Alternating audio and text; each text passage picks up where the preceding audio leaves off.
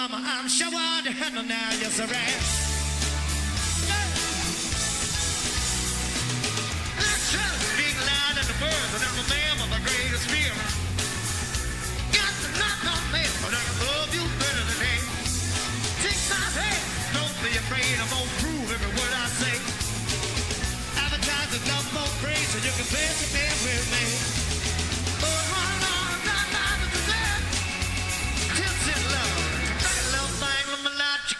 So mama, I'm sure hard to handle now, yes I am.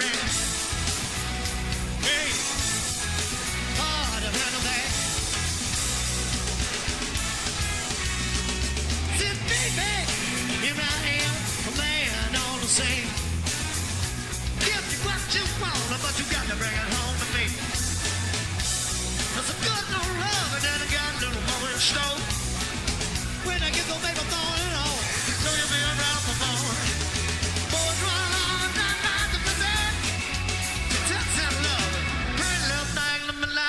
Cause mama, I'm sure I'll handle now, yes I am. Yeah, how to handle that? Yeah.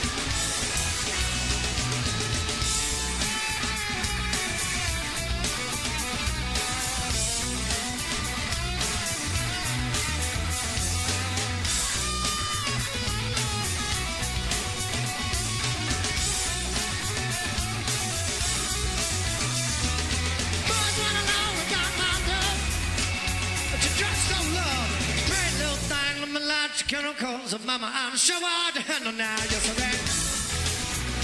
Yeah, hard to handle that. Yeah, yeah, yeah. Mama, hard job. Mama,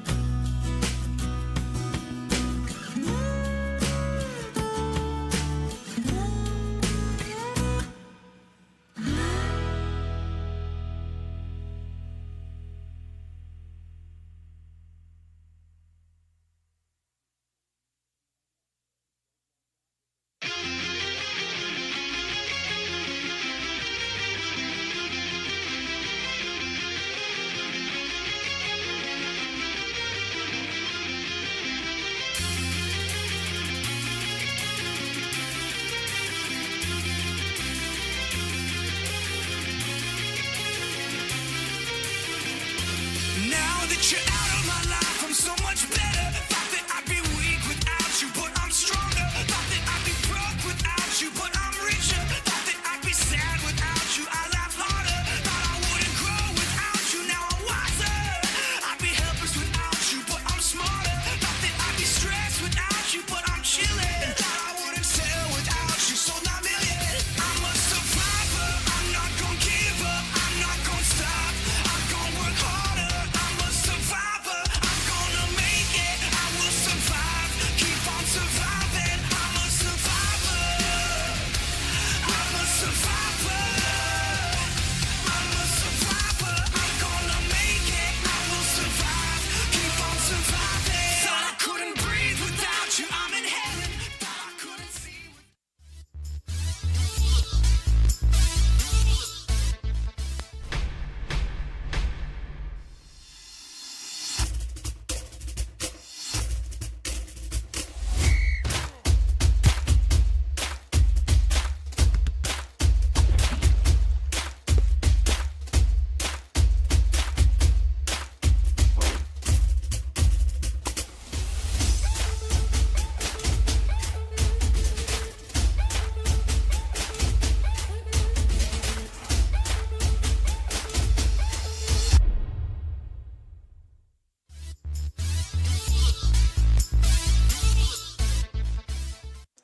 Welcome to Sacramento, California. We've got another Saturday of American River football here as the Beavers are searching for their first win of the season against the visiting Modesto Pirates. The little 916 versus 209 action should be a fun one here in Sacramento. I'm Jordan Jorgensen, joined alongside by Chris Jackson. Chris, how are we doing today? It's great. This is a perfect Saturday. The weather's cooling off a bit. We're on a grass field, and we've got great junior college football. Where it's, you said, the 916 versus the 209, and can't beat this on a Saturday afternoon. And you said it. I mean, we were talking about the grass field earlier, and you don't see a lot of these anymore. And you know what you really don't see is schools, when they have the grass field, to still paint it and do the field design. I mean, talk about just old school football. Shout out to the grounds crew, everybody here for doing that, because I was at a grass field last night, and I think I texted you. That's where real football is played, and we're getting real football played at ARC, and they got a chance to make a statement here and get their first win on it, too. Absolutely. And, Chris, you were here last week. You were kind of covering more as a reporter side. You joined us at halftime. But, I mean, with this AR team, we saw what happened last week. If you're Coach O, what's a message to these guys after that game where, you know, I know it's frustrating. I know there's a bitter taste in the mouth. But at the same time, not all 0-4 starts are created equal. And if you look at who AR has played, this has been a gauntlet of a schedule. How do you kind of get these guys to keep the faith, especially coming into this game that feels like a must-win? Go 1-0 every week. That's got to be the mindset. Start of the season, mid-season, end of the season. You mentioned their schedule. Play the number 1 team in the state, San Mateo, number 5 in DVC, number 16 team, number 17 team. Strength of schedule matters. Playing those types of teams, competition win or lose, is only going to make you better. You've got a chance here to get your first win against another great team, another ranked team in this state. Just go 1-0 every week, execute, get back to what you're good at. This is a program that's won a lot of games in the past, and there's no reason why they can't do that again and get a win streak going. But you just, right, 1-0, let's hone in this week, let's get this win, and then let's focus on next week going forward. And I know when you're in this position, you want to kind of come out aggressive, but unfortunately for the Beavers, another starting quarterback today. This time it's going to be Frank Curry, a player listed as a receiver on the roster. We saw him get some snaps at quarterback earlier this year.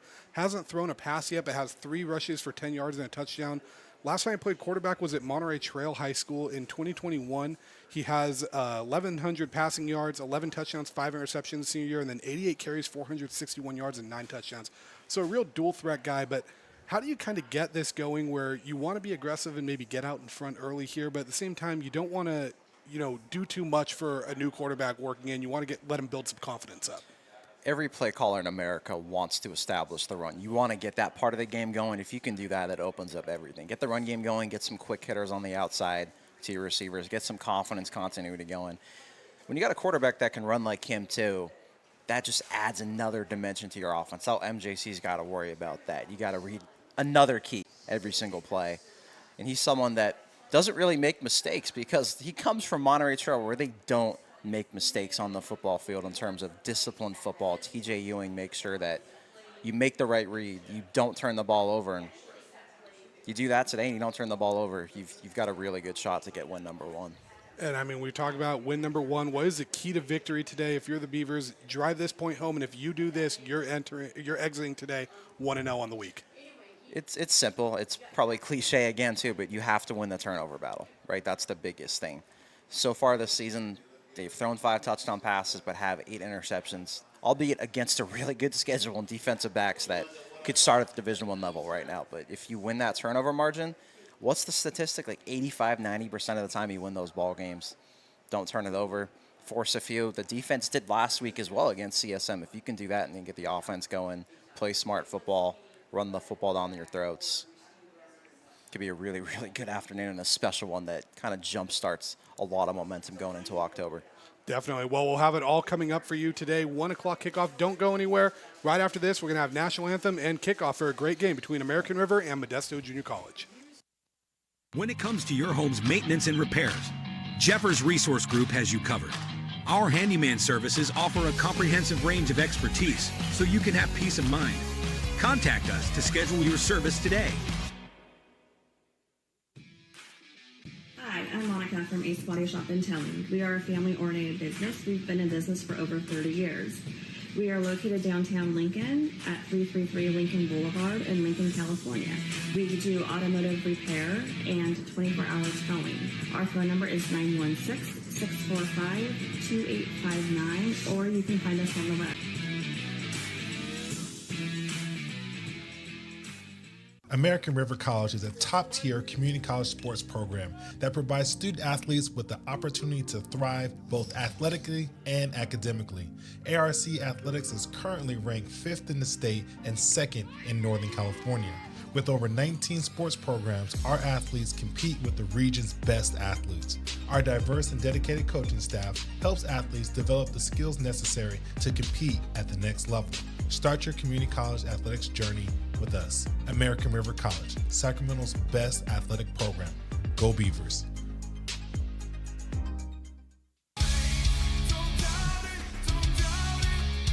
Got dragged there, and I didn't. He's an actor. Oh crap! Who cares?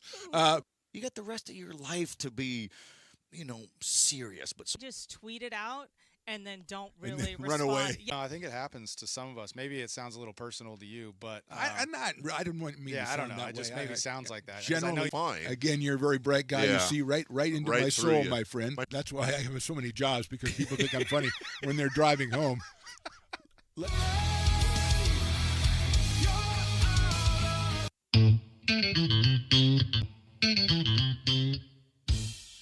I love baking. I've been doing it my whole life. Grateful Bread was started because I needed the job. It always used to seem like bread was just an afterthought, and which was always kind of disappointing. But now, as not only people, foodies and people eating, they're expecting better quality, and people notice it, they can see it. When it comes to your home's maintenance and repairs, Jeffers Resource Group has you covered. Our handyman services offer a comprehensive range of expertise, from minor carpentry to drywall, electrical and flooring for property managers, landlords, and renters alike. We ensure that every job is completed to the highest standards, so you can have peace of mind. Contact us today to discover how Jeffers Resource Group can help keep your home in top shape. Lincoln Potters Baseball. Placer County's best-kept secret is back for another exciting summer at historic McBean Stadiums. Loaded with fun for the whole family, local beer, wine, and eats. Fireworks, giveaways, theme nights, kids zone, and more. Come join in the fun and enjoy small-town baseball with Major League Entertainment. Tickets on sale now at LincolnPotters.com. Lincoln Potters Baseball. Come on out and join in the fun. Hi, I'm Jessica. And I'm Miller. And we'd like to invite you to come see all that Miller's Ace Hardware has to offer and to give our happy and helpful staff a chance to earn your business. Whatever project you're working on, from lawn and garden to home repairs, you'll find everything you need at the new Miller's Ace Hardware. Power tools from the best name brands, and one of the largest selections of barbecues and barbecue accessories featuring brands like Traeger, Weber, and Big Green Egg. And if you're looking to freshen things up, visit the paint studio featuring Clark and Kensington, Benjamin Moore, and Magnolia Home by Joanna Gaines. Miller's Ace Hardware, where customer and community service meet. Located on the corner of Madison and Fair Oaks behind the Ferrari building.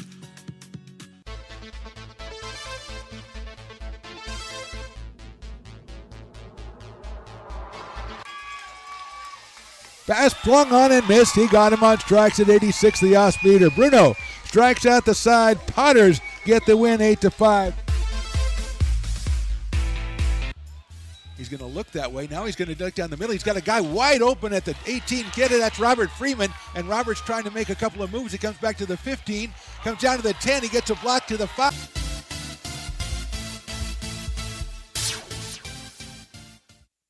Here at Super Taco, we specialize in authentic Mexican food.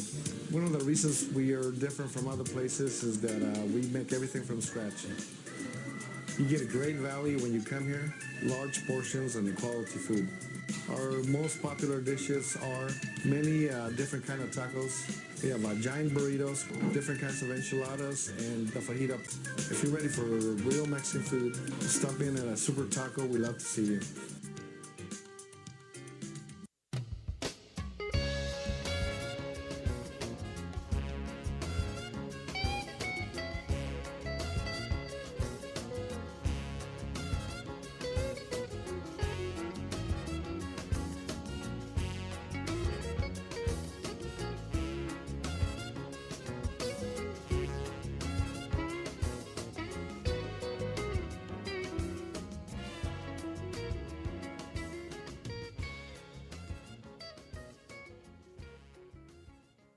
When it comes to your home's maintenance and repairs, Jeffers Resource Group has you covered. Our handyman services offer a comprehensive range of expertise so you can have peace of mind. Contact us to schedule your service today. Hi, I'm Monica from Ace Body Shop in Telling. We are a family-oriented business. We've been in business for over 30 years. We are located downtown Lincoln at 333 Lincoln Boulevard in Lincoln, California. We do automotive repair and 24-hour towing. Our phone number is 916-645-2859, or you can find us on the web. American River College is a top-tier community college sports program that provides student athletes with the opportunity to thrive both athletically and academically. ARC Athletics is currently ranked 5th in the state and 2nd in Northern California. With over 19 sports programs, our athletes compete with the region's best athletes. Our diverse and dedicated coaching staff helps athletes develop the skills necessary to compete at the next level. Start your community college athletics journey with us. American River College, Sacramento's best athletic program. Go Beavers.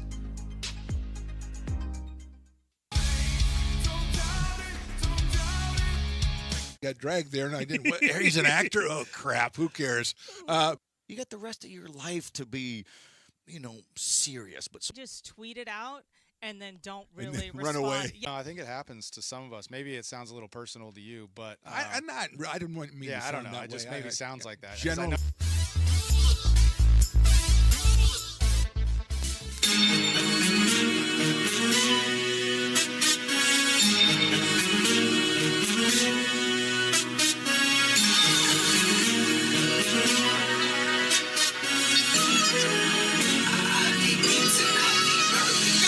Welcome to another American River College athletics broadcast, coming to you live from Beaver Stadium on the beautiful campus of American River College in Sacramento, California. It's almost time for Beavers football. Today's game is sponsored by United Rentals, Ace Body and Towing, the Lincoln Potters Baseball Club, Grateful Bread, Super Taco, and Taylor Builders.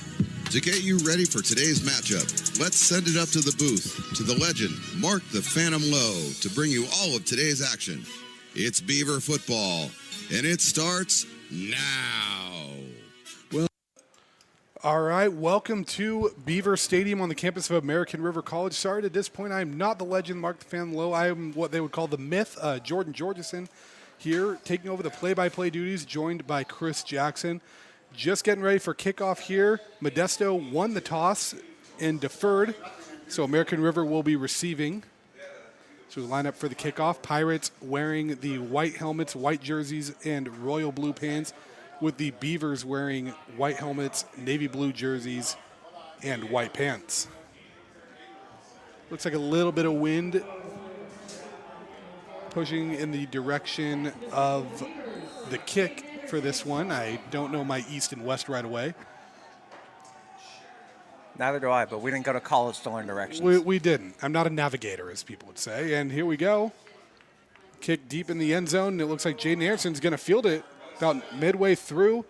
Gets a couple blocks. Anderson kind of shimming his way to about, looks like the 25-yard line with forward progress. So, Chris, I mean, makes you wonder what he was doing taking it out at first, but he gets to about where he would be with a touchback anyway, maybe a few extra yards. He's always been a playmaker like that. He was a 1,000-yard receiver at Oak Ridge and a great returner. And you saw that. He was probably 5 or 6 yards back in the end zone, about a 30, 31-yard return, and get you some confidence right there, too. And hopefully now the offense can move the ball down the field. Speaking of playmakers, we have Frank Curry taking his first snaps as the starting quarterback of the Beavers.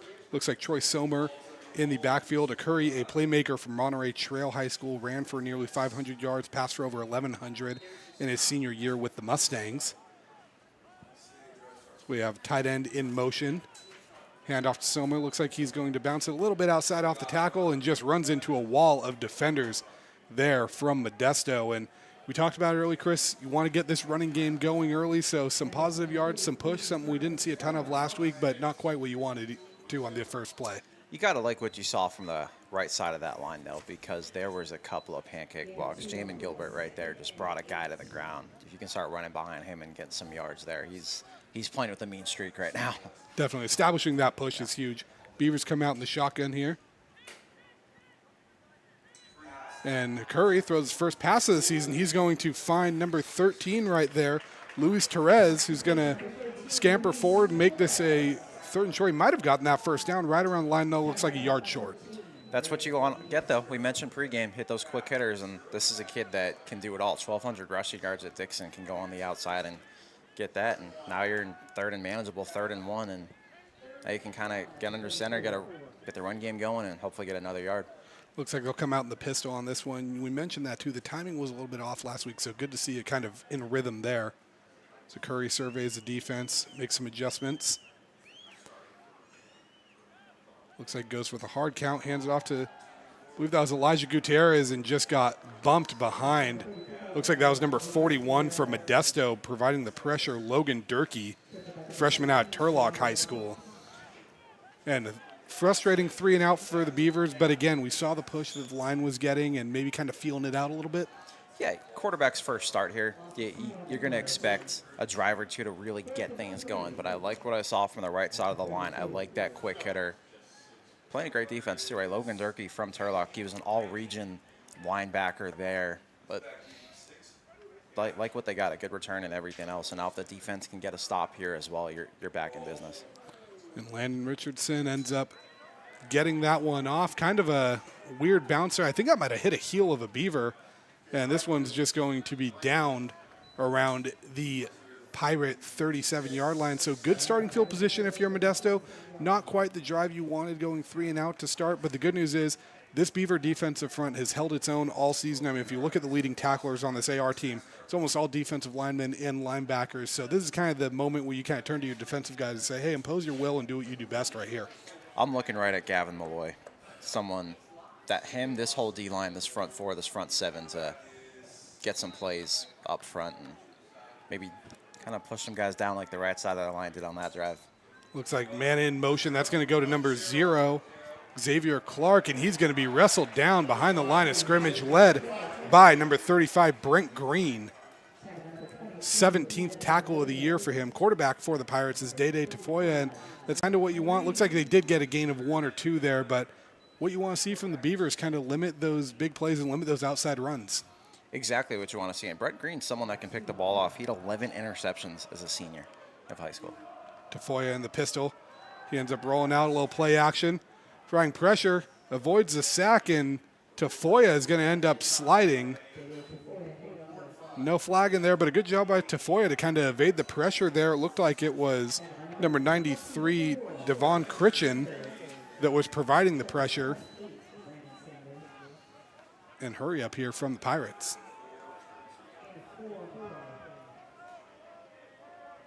Tafoya looked like he's adjusting his helmet. Thought he might have been getting a play call, but realized it's not the NFL. We're not getting that. I looked at Curtis Maynor right here. Number 11 usually wears number 5. A lot of room to run, and it looks like that is number 0, Xavier Clark, once again making something happen out of nothing.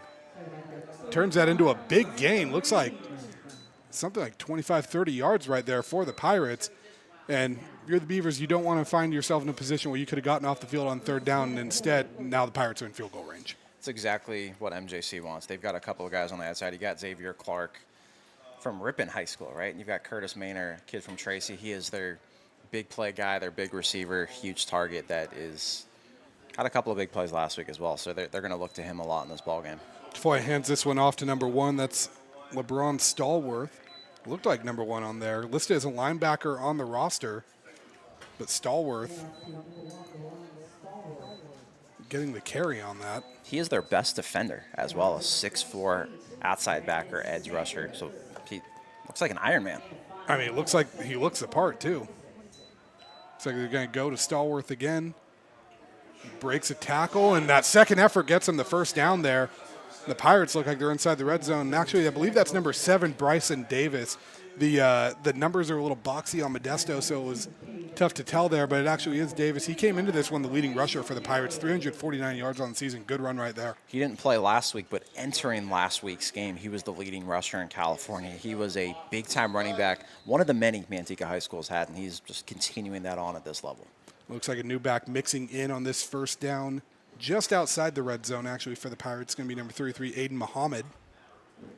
As the Pirates not really going huddles, kind of running a little mix of a hurry up. Pistol for Tafoya once again. He's going to hand this one off to Muhammad, and he's going to scamper forward for a few yards. We have a loose helmet down there. But nice little punch there for the Pirates. Looks like a gain of about 5 or 6. And if you're the Beavers, how do you kind of get off your heels here and get a stop here and at least try to force 3? You've got to hit one of those gaps on the inside. You've got to make a man miss. You've got to get there. Get a TFL. Get some energy going on that defense and get some confidence going. And we see this defense really kind of feeds off of that energy a lot. And when these guys get going, it does get contagious, but you also don't want to be on the flip side of that and have some bad energy. It's Tafoya. Looks like an option. He's going to find Muhammad. And a big hit right there. Looks like that was number 23, Kevin Arnall, on that. And what'd you see on that one there, Chris? He flew to that football like a heat-seeking missile. Kevin Arnall, El Dorado Hills, Oak Ridge High School. Shout out to those places. And, wow, look at the way he came from the back end of that defense and just lit a man up. And now it's looks like 3rd and 4, 3rd and 5, and you've kind of got the 6 in your favor after that really good first-down run from Aiden Muhammad there. Yeah, not shocked to see an Oak Ridge player playing physical. That's a brand that Casey Taylor is familiar with. Man in motion, looks like a handoff. They're going to go to Muhammad again. He's going to scamper forward, and I believe that's going to be enough for a first down by about a yard.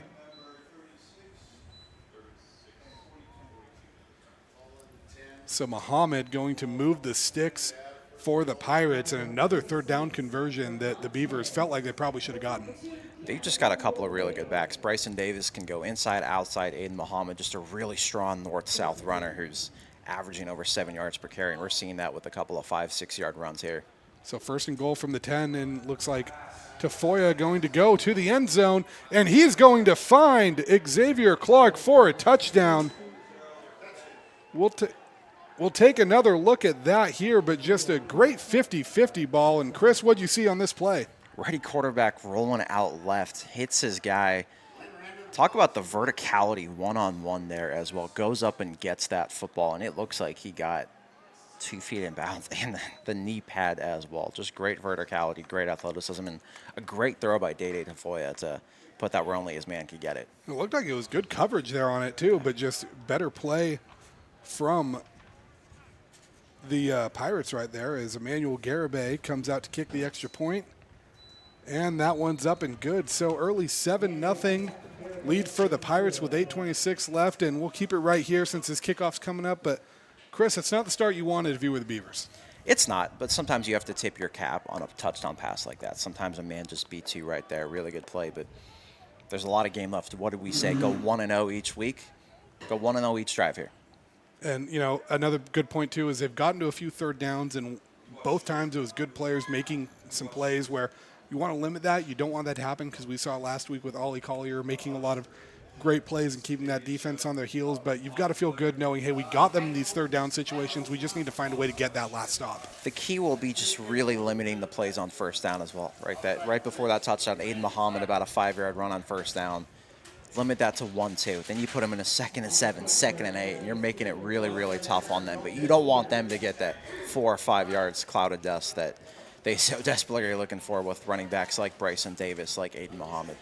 I mean, the big thing that stood out to me with that drive is their leading receiver for the Pirates this season was Curtis Maynor, who had 159 yards, but then no one with over, I think, 75 yards on this one. I think they had, Clark alone had 50-plus yards of receiving on that one drive, as this one is booted deep, and Anderson again will return this from inside the end zone. Anderson had a little bit of a seam there, but it looks like he slips on that one. Is going to go down around the 20, so a tough break for the Beavers. But, I mean, the blocking was there on that. Yeah, he had another, it looks like 10, 15 yards of open field to get there. You still start at your own 20. Where are they placing this ball? At the 22-yard line? Get a first down here. Looks like they're going the 16-yard line. 16, so okay, looks like maybe I should recheck my glasses. I'm I wondering think if when a he new slipped, we prescription. might have had a knee hit the ground. Potentially. A Curry in the pistol this time, 2 tight end set. Anderson in motion.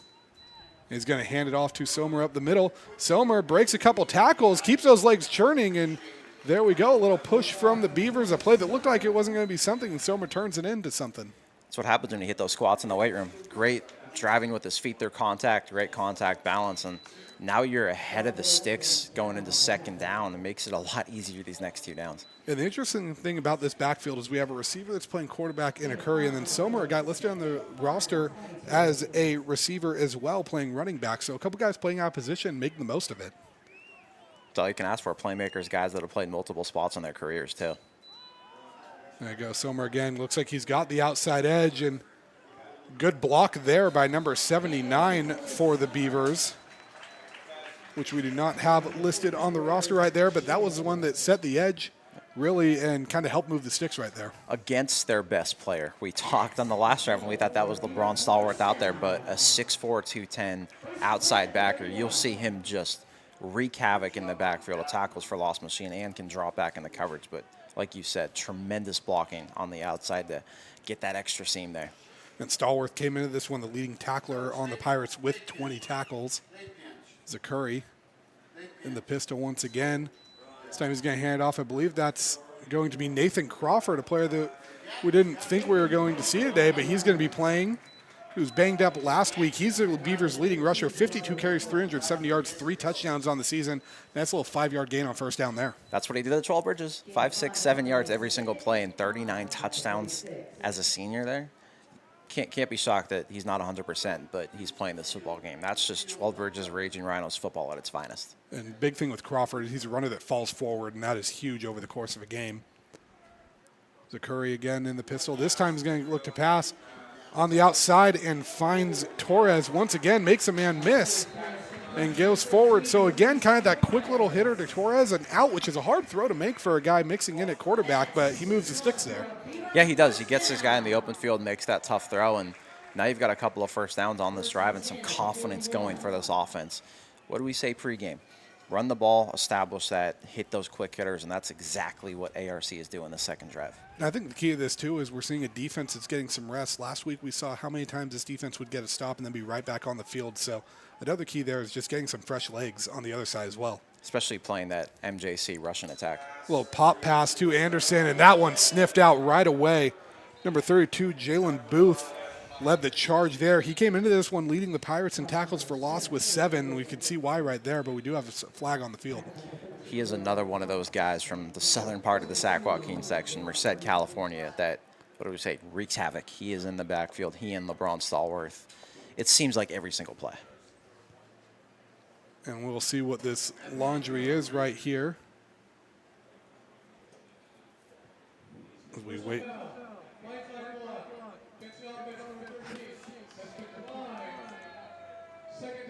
A declined personal foul penalty. So kind of one that I think if that wasn't for such a big loss that you probably take, but I think you're okay foregoing those 15 yards to have them in a 2nd and 16.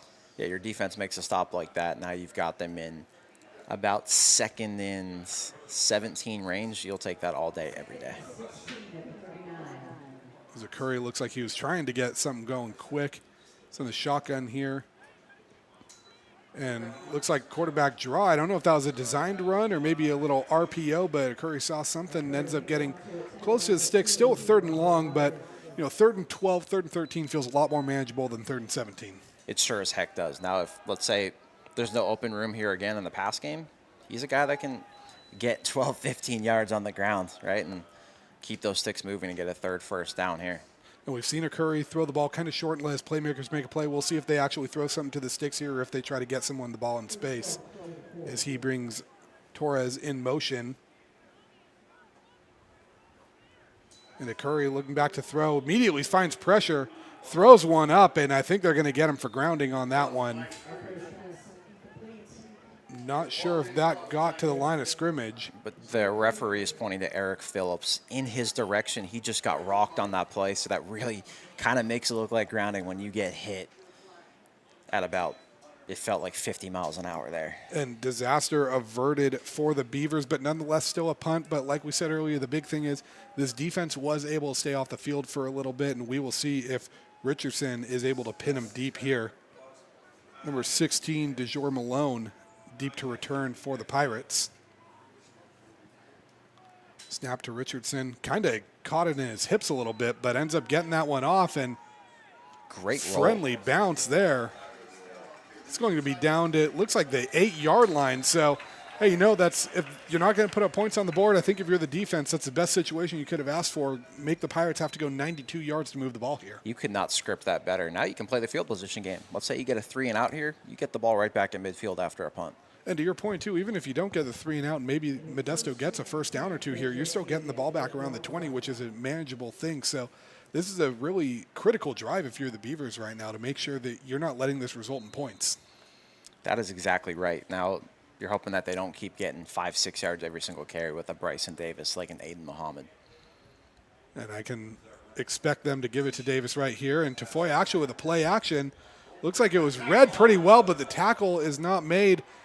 A big play, big gain there. Looks like that's number 20 on the reception. Darius Doyle out of Kimball High School makes a man miss and turns that into a huge gain for Modesto. It's a Northern Colorado bounce back. In high school as a junior at Kimball High School, 20.89 miles per hour on one of those GPS trackers. And we saw that speed right there. It looked like it was good coverage provided on that play by Christopher Butters, but just better play right there by Doyle, and he makes it work. And all of a sudden you flip that field position. We have a Beaver down on the ground here. And Chris, we talked about these Division I bounce backs. I mean, such a huge critical thing in this JUCO game. You know, American River's got a few of their own. Modesto's got a few. You really just see it at every school. But, I mean, how critical is it, especially having guys that you can plug in right away in today's kind of college climate? We all watched the show Last Chance U on Netflix. It shows talent matters. Talent wins a lot of games, and talent makes coaching look even better. Having those D1 bounce backs, guys that can fill in spots right away, especially in today's game with the portal, everything else, having some of those more seasoned, experienced veterans that have played at that highest level, been through the ringer there, had that tough competition in practice 24/7, goes a long way at this level. And those are kids that are used to the grind and used to that physicality and toughness. Absolutely, and I think while we're tending to this play, it looks like he's going to be getting up. It's number 35 for the Beavers, Brent Green. He's made a few plays, and looks like he's hobbling but able to be mostly on his own power, which is a sight you want to see because he was down for a little bit there. Yeah, you hate to see that, but you love to see that he's kind of up on his own, getting just a little bit of help, but not much. Hopefully we see him back in this ballgame, and hopefully by halftime, because he has been a playmaker everywhere on this defense. Yeah, definitely. I mean, he's a competitor. Everyone out here is a competitor. You know the grind of this level, so a lot of these guys don't want to stay out for long, and I imagine he's the type of player, too, that if he gets a yellow light, he's going to find a way to make it a green light. We covered a lot of these kids when they were in high school.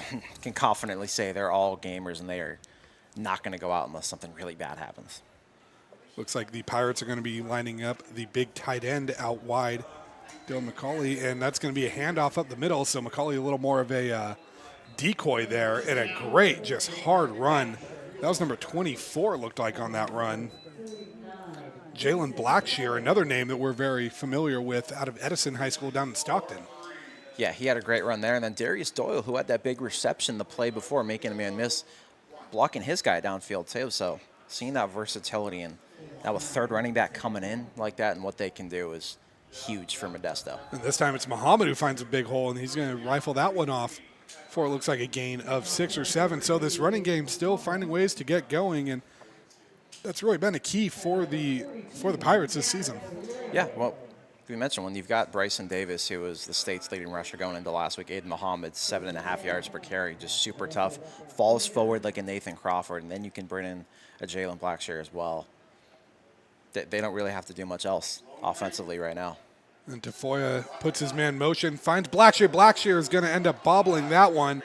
And the Beavers are going to pick it up, but I think that was a forward pass. At the very least, it was vertical. And I think, Chris, that might have been a case of just kind of thinking of what you were going to do with the ball before you had the ball. It looked like he had some blockers, had some open field there. Now if your ARC capitalized on it, they just had a mistake on first down. You won that first down battle. Can you now get a stop here on second down and make it third and long? Yeah, and the football gods don't give second chances often, so you got to make sure you don't squander them when you get them, and that's a big thing right here. And it looks like the Pirates are going to reset a little bit. 2 tight end set coming in. Still Blackshear in the backfield. Tafoya in the pistol.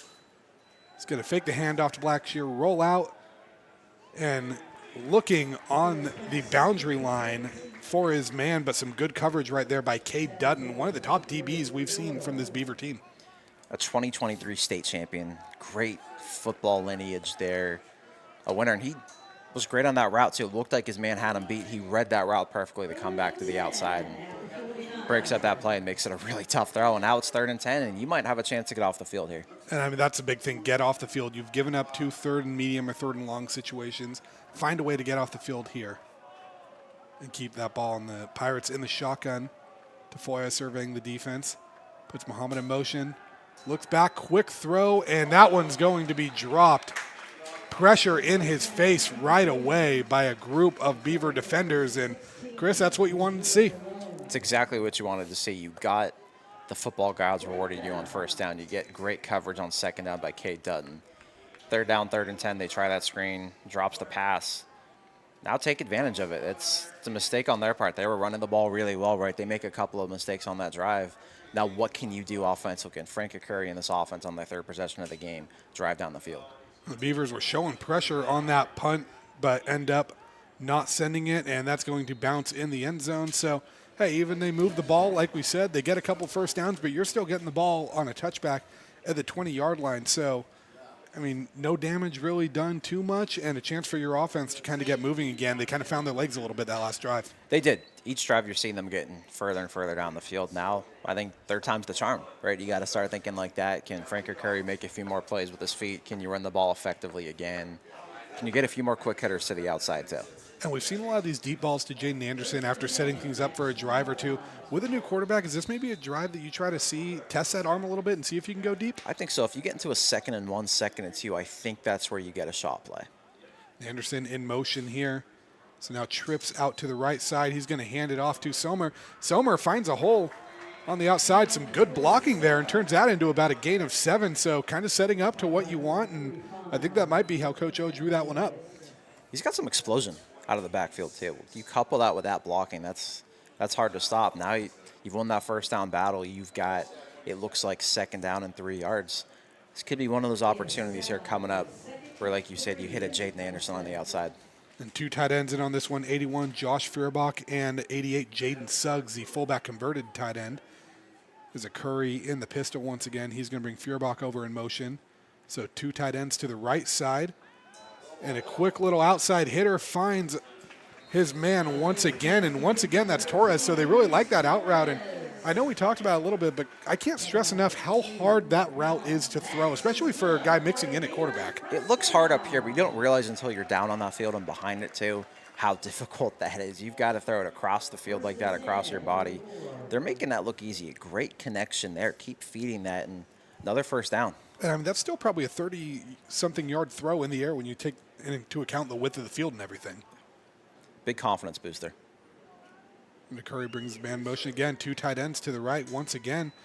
Gives it to Sommer, and he's going to dance up the middle and looks like get a gain of 1 or 2. He was lined up pretty far back, so I think the gain looked like it was a little more initially. But, again, forward progress and something we didn't see from this line last week that was getting pushed back a lot. I love the way Coach O uses his tight ends here. I know it's something he's been known for a while. Their motion, the way he uses them as blockers, everything else, those heavy sets. A lot of old school type football there. And the big thing with these tight ends, too, is a lot of them have great hands, so you kind of really need to account for them in the passing game, and they've got some speed, too, so we'll see if they get them in the mix here. Curry sets it up and fakes a handoff right there, breaks the ankles, and a nice throw, and he finds Torres once again on the boundary, and they are going to say that that is a catch, so I mean, you think he's got a little bit of chemistry right here with Torres? You see the way he made that defender slip there, too. He's got a little wiggle in his game, right? You mentioned dual threat quarterback out of Monterey Trail. We're seeing that play action. A righty going left with that throw. Those outside hitters that he's already hit are tough, and that one's just as difficult, too. A righty going out left and putting that in the perfect spot for Torres. And it felt like they were baiting that play, didn't they? Having both tight ends on that one side, they've been running to that, and then all of a sudden the rollout right there. And he looked like he had room to run, too, if he wanted to. Either way, they were going to get a first down. And Curry now in the shotgun on this one. He's going to fake the handoff to Crawford. I don't know if that was a read or a designed run, but it's going to get blown up right away. And it looks like the charge on that was led by Jalen Booth again? Jalen Booth, I believe. So that's going to be the end of the first quarter. Modesto leads this one 7-0. Second and 11 for the Beavers on their own 45-yard line. We'll be right back after this.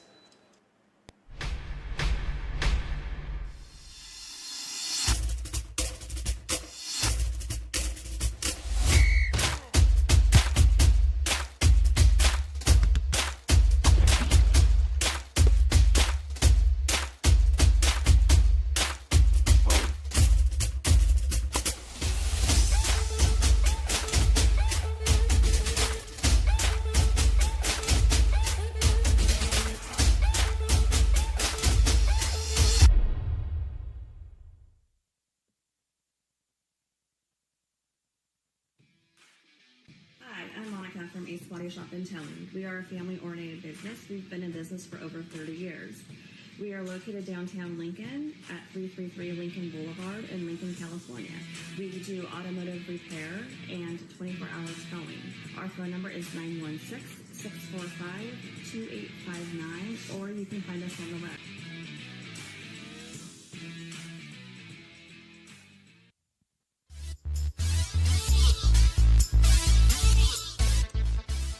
Welcome back to American River College. Jordan Georgeson here alongside with Chris Jackson. Beavers have a 2nd and 11 from their own 45 as Frank Curry starting to find his legs and lead this offense a little bit. Pirates showing pressure. Beavers in the shotgun here. And Curry fakes a handoff to Crawford, and again, have flag flying in, but Curry makes a man miss, and I'm guessing, Chris, this one's going to be coming back. Yeah, you would think the spot of that foul is going to be a hold. A great little read option there. That looked like, who's that, Nate Crawford coming from the outside there. You keep that, make a little move with your feet. I'm impressed with our Curry. I am too, and I think this is one where, you know, even when we haven't seen points on the board yet, he's slowly gaining a little more confidence. And that one's actually going to be on the defense. And the Beavers going to get a big boost right here off the personal foul penalty. Oh, I guess what do I know? I just assumed a holding, right? A lot of the times in that spot, see a holding call, and now ARC, you get a good run, you get a defensive penalty there, a personal foul. Now it's time to take advantage. And it looks like they will take this from the 48, and personal foul should be 15 yards. So, and he's getting a nice little jog on. So Beavers all of a sudden find themselves in field goal range. And Chris, we talked about the football gods don't give you a lot of favors, so when they do, you need to be thankful and find a way to repay them for it, turn it into points. Yeah, you do. The third drive looks like it's the charm right now. You're at the 33-yard line. Time to capitalize, get some points, hopefully a touchdown here. And this offense is really gaining confidence, though, with our Curry, with Torres, Nate Crawford, and everyone in between. Pirates showing pressure once again. Pressure in the face, and Jaden Anderson gets the ball in a little screen pass. Anderson doing what he does best, making a few men miss, and a play that looked like it was going to be busted by the pressure from LeBron Stallworth ends up turning into a 9-yard gain. That's Jaden Anderson football. That's what he did at Oak Ridge, 1,000-yard receiver, all Sacramento, all Metro, and he gets another blocker there. He's probably taking that to the house. And we always talk about the big thing with Anderson is finding ways to get him the ball in space. So getting him on that little screen pass, letting him do what he does best. I mean, another way to get this offense confident. And sorry, it looks like that'll be an 11-yard gain or a 10-yard gain because of first down. Moving those chains, moving those sticks. Now you're almost in the red zone. Curry in the pistol. Crawford lined up behind him. 2 receivers out wide to the right. And Curry going to hand it off to Crawford. That one got sniffed out right away. He runs into his own lineman. And a little bit of a setback. That pressure right there, or the defensive penetration led by number 14, Reyes Diaz, the linebacker out of LeGrand High School. Shows you how good the section is in the Sac Joaquin. From north to south, there are guys all in between. LeGrand High School's got another linebacker who's, 6'1", 220, a sophomore, and he can hit. And I think that's one thing we always talk about, hey, what's better, the 916 or the 209? We're kind of seeing a little bit here with these mix of players. There's a Curry in the pistol once again. Going to fake the handoff, rolling out to his right, looking for his man. He's going to find, looks like that was Torres once again on that comeback route. So again, the chemistry we're seeing with these two. And it's not going to be quite enough for a first down. He was working his way back in. Looks like it's going to be about a third and a long 3 or a short 4 here. They've got their timing down, and you know that they've been working together probably all week after practice, getting those routes down and those concepts down. And our Curry's making some tough throws look pretty easy. And one guy to watch on this one, we saw Dylan Fear come in, the tight end out of Lincoln High School, a big body and a real red zone target. So we'll see if Curry looks his way here. It's been a great weekend for Lincoln High School in that city. Really has been. Combined 9-1 as Curry makes a man miss. Curry to the outside, bouncing around. He's got enough to get a first down. And I know he was looking at that pylon. His eyes got wide there. They did. Now you're in the red zone. You're inside the 10-yard line, and our Curry is just picking apart this defense with his arm, play action, running the football. There's a lot of keys this defense has to hone in on right now, and I think ARC's found something. I mean, the big thing right here with getting a touchdown if you're the Beavers, you played from behind a lot this season. So getting this game even, getting your defense out there with some fresh legs and a confident offense, that can do wonders for this game down the stretch. Especially the way MJC plays. They like to run the ball down your throat and then hit you on the outside. If you can keep your defense off the field for a few more minutes. So Curry slips up a little bit, breaks a tackle. He's going to be going for that pylon again, but he's just going to take it out of bounds. And again, we see the athleticism of a Curry there. Why he almost ran for 500 yards and 9 touchdowns as a senior in high school. Yeah, and do you see that blocking on the outside from their tight ends, right? Jaden Beeman Santos, a freshman from Vacaville, 6'4", 225. A kid who has great hands. And then Josh Feuerback from Oak Ridge, 6'5", 215, sophomore. Tight ends are blocking. It's only a matter of time, I think, before we see some of them kind of utilize their athleticism in the pass game. I think so, too. And it looks like in the backfield we have Silmer once again. 2 receivers lined up out left. Silmer's going to go even with Curry, so a little bit of a shotgun formation here. And a quarterback draw, and it looks like a Curry trying to get the push in. It's going to be close, but I think he's just short. And a 3rd and goal, and I think if you're the Beavers, you got to just put this one right up the gut once again. This feels like 4-down territory here. You're at the 1-yard line. The way you're running the ball, the way your Curry's moving the ball, I think he's just going to rumble this one in. It looks like they're going to move it back to the 2, so that kind of leaves the room open for it. And I think Modesto didn't like what they were seeing there because they're going to call a timeout. You can see your Curry kind of frustrated here. But, Chris, you have a few options now. 3rd and goal from the 2-yard line. What's your call here if you're Coach O? I think you could do a simple read option concept, and our Curry keeps it or gives it to his running back. Perhaps play action, and you hit a tight end there in the flat. And I think the big thing we've seen with this play action, too, is Curry's not afraid to call his own number and run with it. And it doesn't really look like he's made the wrong choice on that play yet necessarily. I mean, knock on wood here, but it seems like he's been confident in the reads he can make. And if he doesn't feel like he can make the throw, he'll call his own number and settle for a gain of 4 or 5. That's what he did all of high school, playing at Monterey Trail for TJ Ewing. It's all about making the right reads, reading that defense, making those right decisions. And it's no surprise he's carried that over. And I think one of the marks we see in a young quarterback and how a lot of times they get judged is we've seen a lot of kids with unbelievable arm talent, unbelievable athleticism, but they don't always know when to throw the ball away. They don't always know when to call their own number and, stuff like that, to where they don't know when it's time to just bail on a play and live to fight another down. And I think that's one thing we've seen from McCurry today is the IQ of just knowing when to be aggressive and when to settle. You see why this coaching staff likes him and gave him the run and the chance today, because he runs this offense effectively and can do so many different things. And he's, like you said, super high IQ. And it looks like McCurry going to come out in that pistol formation once again. Receiver on each side. He's going to hand it to Sommer up the middle, and Sommer is going to make a man miss, and the Beavers are in the end zone. Troy Sommer gives AR a chance to tie the game. Shout out to Chico right there. Troy Sommer getting in the end zone. Third drive was, in fact, the charm, Jordan, and now ARC's got a chance to tie it here on the extra point. That looked like ARC football at its finest. Run the ball, hit plays to the outside. Offensive line really kind of drove some guys to the ground, did a good job. Tight ends blocked well. And that connection with Luis Torres, that is something that a lot of defense are going to have to realize that now on film for this next month. And having this sustained drive, too, that was huge because that's something we were looking for from this team last season as Richardson comes on to attempt the extra point. 9 of 9 on the season so far. And we will make that 10 of 10 as the Beavers tie this game up. 10:44 left in the first half.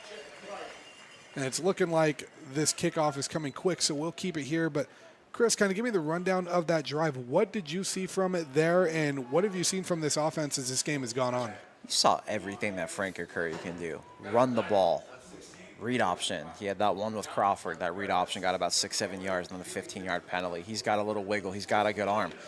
Throws to the outside, then play action, a righty going left, then play action going right on that comeback route to Torres. That was everything that you want to see in a dual threat quarterback and then some. And he has an IQ that I would love to see tested because he is reading this defense as well as can be. Definitely, I agree with you there. And it looks like we're going to get Alex Hensley kicking this one off for the Beavers. Deep to return for Modesto. Looks like it's going to be DeJour Malone once again. And a name we're also familiar with, Jeffrey Missouri out of Rodriguez High School, helped lead those Mustangs to a 10-0 season last year. And now good to see him playing at the next level and getting some reps early on in his career. Yeah, he and his cousin Jermaine Missouri leading history at Rodriguez last year, that 10-0 season, Monticello Umpire League champs, and did so with Miles King, the head coach. Also relation to them, too, so playmaker going from Rodriguez High School, making history there to perhaps playing a key in ARC's first win of 2025.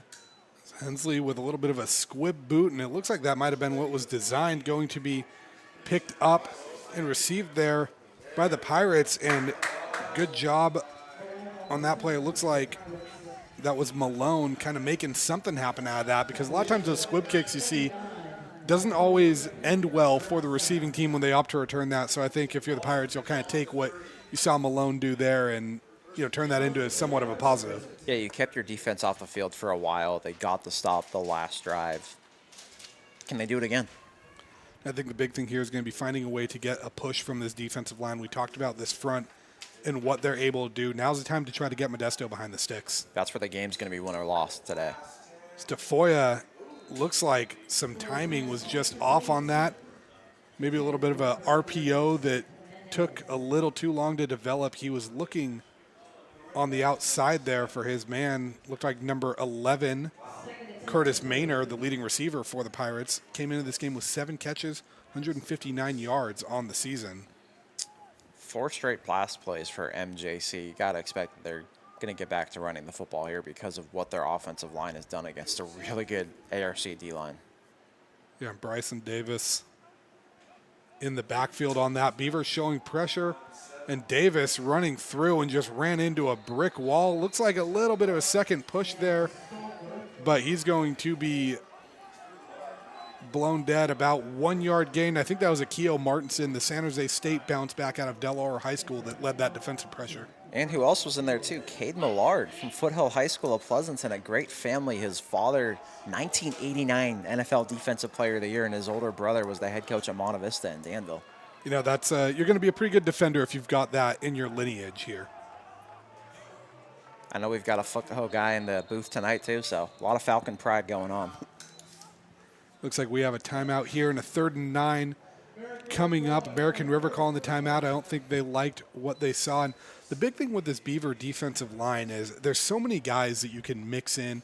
When you have edge rushers with NFL lineage, you have Division I bounce backs. You just have, feels like there's so much talent in this room. We haven't even called a name that we were used to calling a lot last week was Shamonte Brown, I'm sorry.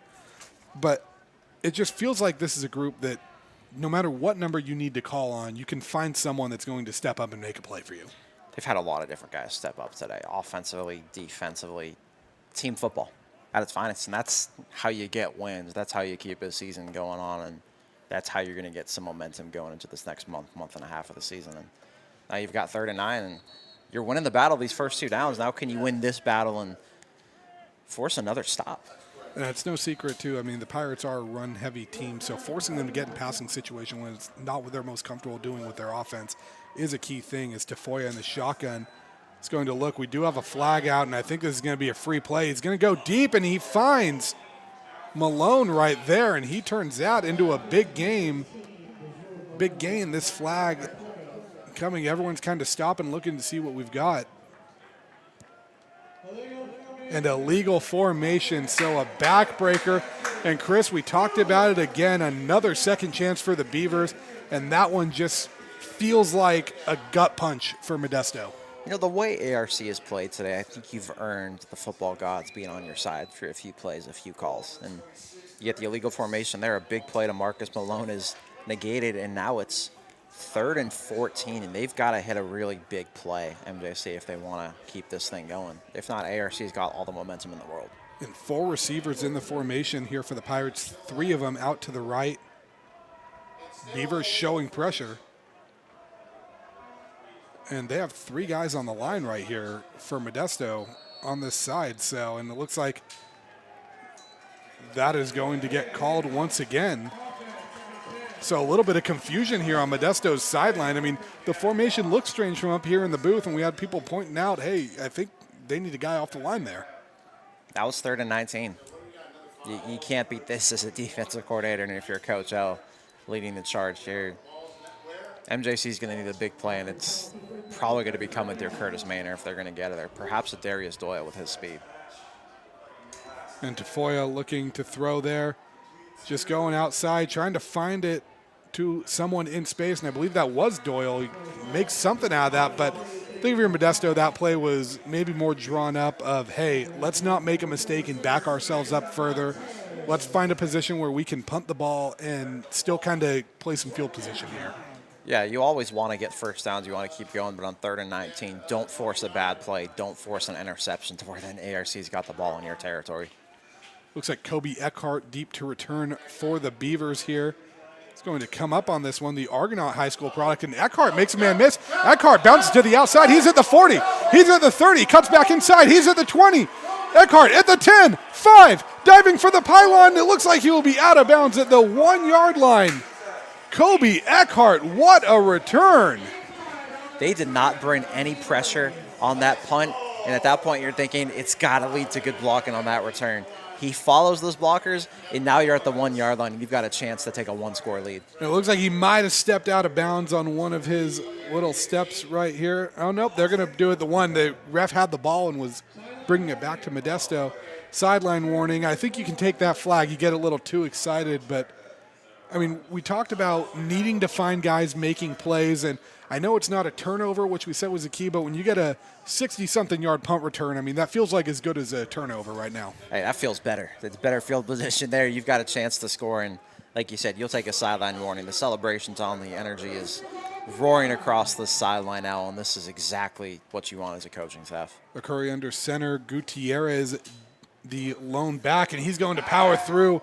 And second effort maybe gets him a couple inches right there, but a good push by this Modesto defensive front. And look at the way Rob Vargas got into the backfield, too. 6'3", 235 out of West High School in Tracy. That's why I love JUCO ball. You see kids from all parts of California. We're seeing kids from Clovis, from Fresno making plays, Sacramento, the Bay Area. That's why JUCO ball rocks, especially in the state. And you know what? We always talk about it and talk about how great JUCO ball really is. We see the Last Chance U stuff out in the South. We see what it's like in the Midwest in Kansas and whatnot, but I still think there's an argument to be made that California JUCO ball is unmatched compared to where else you are in the country. California JUCO players are as tough as it gets, especially. There's a different toughness. We saw it when last chance you came out to California. And what was that, 2019, I want to say? It feels like yesterday in some ways, right, when they went there with Coach Beam and Laney College. And love to see maybe a return to that and come to ARC because there's a lot of great stories on this team, a lot of winners on this team from high schools, a lot of great stories, and a lot of good stuff to profile, especially with a program that's won a lot of football games in recent years. Hey, one thing too that we talked about with that show, I got to go back and look at this season, but I believe Laney and AR and Modesto were both featured on that season as well. They were. I think Laney came here, I want to say, that season too. I was just watching that the other day in the background while working. Kind of brought some cool nostalgia back, but ARC here, anyway, they're looking good. They're looking like ARC teams of years past and getting that confidence going. And when you've got the ball at the 1.5, 2 yard line here, the push you've got from the O-line, the way our Curry's run the ball, thrown the ball, the way Summers run the ball as well. He had that last touchdown run. And looks like the injured player coming up, little bit of help. That was 79. We didn't have a number listed with that on the roster, but good to see him able to walk out even with some assistance. And the Beavers going with a bit of a jumbo package. I think we have 2 defensive linemen in here lined up as tight ends or fullbacks. Jaden Suggs is a fullback. It looks like 99 Braden Grover and Devon Chisholm also lined up here. So this is probably going to be a punch right up the middle. I love the heavy sets. And a little bit of a miscue on the snap there. I believe a Curry fell on it. Modesto's not. One Modesto player is pointing like they've got it, but there's not a lot of jumping around like they have it as they're peeling guys off of this pile right here.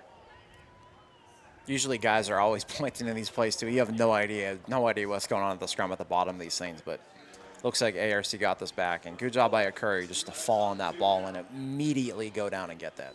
And, I mean, if you're the Beavers, I know you had that big punt return, but now you've been pushed back right here. You're looking at 3rd and goal from the 2. And, I mean, does this kind of feel like you're giving momentum back to the Pirates if they're able to hold you to 3 points here? It does in a lot of ways because you have a chance to really just punch them in the mouth after a big punt return. The Curry under center once again. Looks like he's lining something up. And a timeout here. American River. So second timeout for the Beavers. 7:02 left. We're going to keep it right here while we talk about this one. Chris, what are you thinking right now if you're Coach O? What are you drawing up for this 3rd down? I'm doing a little play action, hit the tight end, hit a Beeman Santos, hit a Figure back out there and get that 2-yard touchdown in the flat. It's probably 4 down territory, though, here as well. You're at the 2-yard line. You had a lot of momentum on your side. I think you're playing for the touchdown here and get that 14-7 lead. I agree. You got the heavy set showing.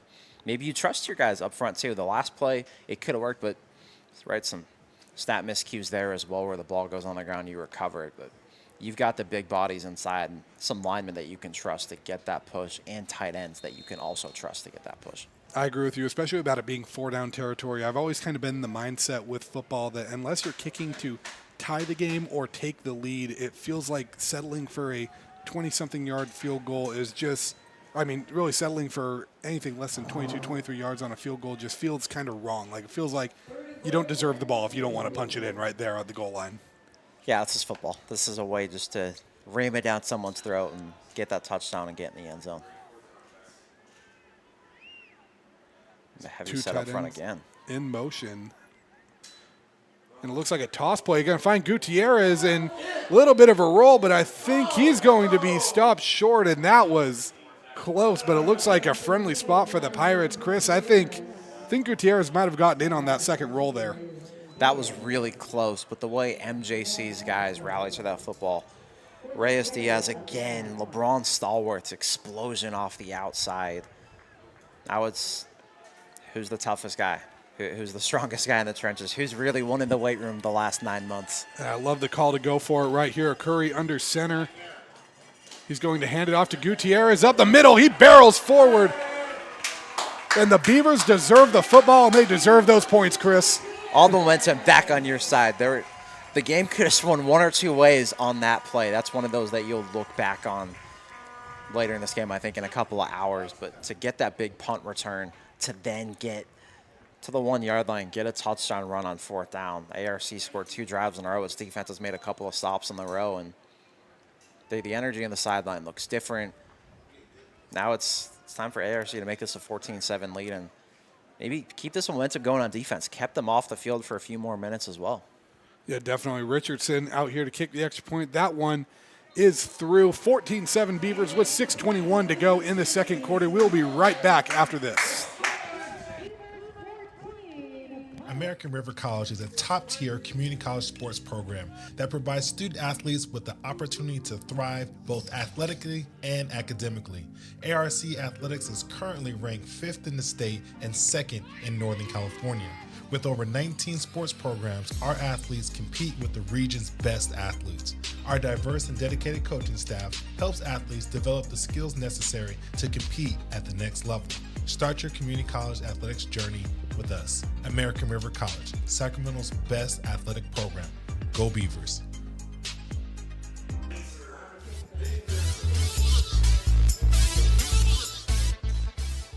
Back here at American River College, Beavers with a 14-7 lead here, 6:21 left in the second quarter. And that drive just, Chris, we kind of mentioned it before, but that feels like double the backbreaker because if you're Modesto, you almost got that stop. And to give up a 4th down touchdown just feels like really sucks the wind out of a team. What do a lot of coaches say? All 3 phases, they've won all 3 phases this first half and this second quarter especially. A big punt return, defense getting a couple of stops, and then your offense scoring twice in a row. It looks like Missouri is going to take this one from the 1, tries to plant, but some excellent coverage there. Number 29 leading the charge for the Beavers. That was Marquet King Johnson, another Grant product on this team full of them. Chris, special teams really making an impact here in the second quarter. Grant Pacers football right there. Rally to the football, make a big play, and I think we're all kind of looking at that Grant Union score too. They're playing in San Diego at Lincoln of San Diego right now, so big play for one of their own and perhaps a big day for that program as well. What did we just say? All 3 phases and another big play on special teams there. Another one that was in there on the tackle, Gavin Rappa, another state championship caliber player, helped lead the Raging Rhinos at 12 Bridges to a NorCal title. He's a great leader of their student section in basketball too. He really is. Tafoya hands it off to the outside, a little bit of a jet sweep there. Looks like he was looking for Xavier Clark on that one, or they're trying to get him going. And rival off for a good gain of 7, so you're backed up inside your own 10. That's exactly how you want to start that drive. Now can you get a negative play here? Can you force an incompletion? Can you get a drop pass? Or can you get another big play defensively? It's Tafoya in the pistol on this one. Beavers bring pressure. And it's going to be enough for the first down. I believe that was Muhammad that they were giving it off to there. Man, but let me tell you, Brandon Sanders from Yuba City flew off the edge DB there on that blitz. And, you know, Chris, another thing I've noticed with the Pirates in this one, they've lined out Dylan McCauley, the 6'4" tight end on the outside a lot. Beavers are playing man on him, but they haven't gone to him yet. No, they haven't. You think it would be a matter of time, and in fact, they were looking for something there. Tafoya finds Clark, so Pirates maybe finding their legs down a little bit. And, you know, nothing wakes up an offense like watching another team's offense go down the field and score on you. Xavier Clark, just super impressed with that verticality and the way he goes up and just wins those one-on-one battles. Pirates opting to not necessarily a hurry-up offense, but not going with the huddle. Muhammad in there in the backfield. Tafoya hands it off to him. Muhammad finds a bit of a hole, but ends up getting stuffed still, maybe a gain of 1. And I believe that was Millard in on the tackle there. I'll say it again, Foothill High School, that Millard family has made plays on defense forever. We mentioned his father, his brother being a head coach at Monte Vista, formerly an assistant at Foothill, and played at Cal Poly. And Cade Millard's another kid that's gotten Division I opportunities in the past, and I think he's a kid that's probably going to get more opportunities at that level soon. We've seen a lot of these AR defensive linemen be one and done here because they get D1 offers, and he feels like one that kind of fits that pedigree. Tafoya tries to draw off sides, doesn't get it, and might be changing the play here. Getting the sign from his coach. He's going to keep this one, goes deep, has a man, and he's going to find once again, Xavier Clark seems like his go-to guy, and we'll take another look at that here. But, Chris, what did you see from Clark on this route? Did you see the trust and the timing of that throw? Just throws it to the exact spot he wants it to go to, and Clark turns around, makes that tough catch. But that was exactly what they were looking for against that coverage. And a great throw and another great play by Xavier Clark to move the Sticks to the 35-yard line. That's the second or third time we've seen good coverage there, and Clark just makes a better play as Muhammad takes this one and barrels forward. That's going to be a gain of about 7. And now the Pirates looking like they can punch one in. Now, 3.5 minutes left. You're around inside the 30-yard line now. You're down 7. You're getting the ball to start the second half, so you want to be quick, but you also don't want to be too quick to where you give the Beavers time to score in response. The way they're running this football, you got to think that they're going to kind of run off some clock here and keep that ball on the ground. They run the football a lot more effectively this drive. After the pass, too, they didn't score is when they had, I think, 5 or 6 plays were a pass. And that's where I think if you're the Beavers, getting something to get them behind the sticks here is huge. Tafoya looks again and looked like he was looking for, I believe, Malone on that one. Looks like Curtis Maynard. Curtis Maynard there and caught near the sideline. I can't tell if incomplete. he was incomplete, and I think that's probably the right call. He was close to the sideline, but also that ball didn't look completely secure as he brought that into his chest. Some athleticism there, though. That's a tough play to make, contort your body and try to keep your feet in bounds. But if you're that defense, now you're in 3rd and 4th situation. Get a stop here, and you've still got plenty of time on that clock to go down the field. And is this 4-down territory if you're the Pirates? I think it is if you can get another yard or 2 on this play. Tafoya looks for that. He's going to pitch it out to Muhammad, who's going to get more than that, and says doesn't matter if it's 4-down territory because it's 1st down now, and the Pirates are knocking on the door of the red zone once again. So Beavers struggle to get off the field on 3rd down, and Modesto looking like they can seize some momentum back before heading into the locker room at halftime. He's such a consistent running back, and now they're bringing in another one, Caden Bailey from Hillmar, a superstar from down there in the TVL, and he's a kid that can go receiver, running back, and bringing in another ball carrier that's super trusted and just a great playmaker.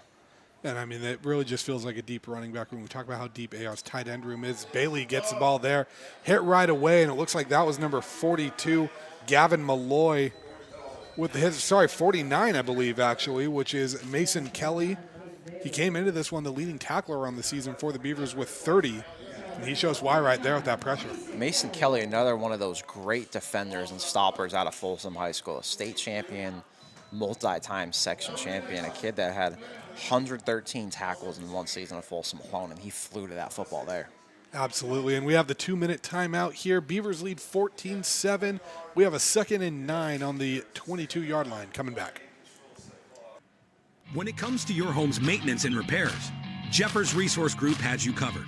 Our handyman services offer a comprehensive range of expertise, from minor carpentry to drywall, electrical and flooring for property managers, landlords, and renters alike. We ensure that every job is completed to the highest standards, so you can have peace of mind.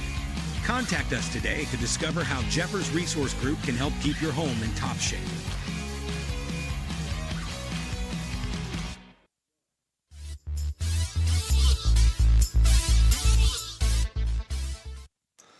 Back here on the campus of American River College, Beavers lead this one 14-7, but defense being asked to make a big stop right before the half. 2 minutes left in the second quarter. 2nd and 9 from the Beaver 22 as Modesto's knocking on the door. And Chris, I know we talked about, but Modesto's going to be getting the ball to start the second half. So if you're the Beavers, I think coming into this one, even if you allow points, I think you're going to be okay if you're walking into that locker room with the lead rather than tied. Especially the way you finish that first half in so many aspects. Let's say MJC scores here. That's still 2 of the last 3 drives where you've got stops, you've got a big return on special teams. You had another great play on special teams, and your offense is moving down the field.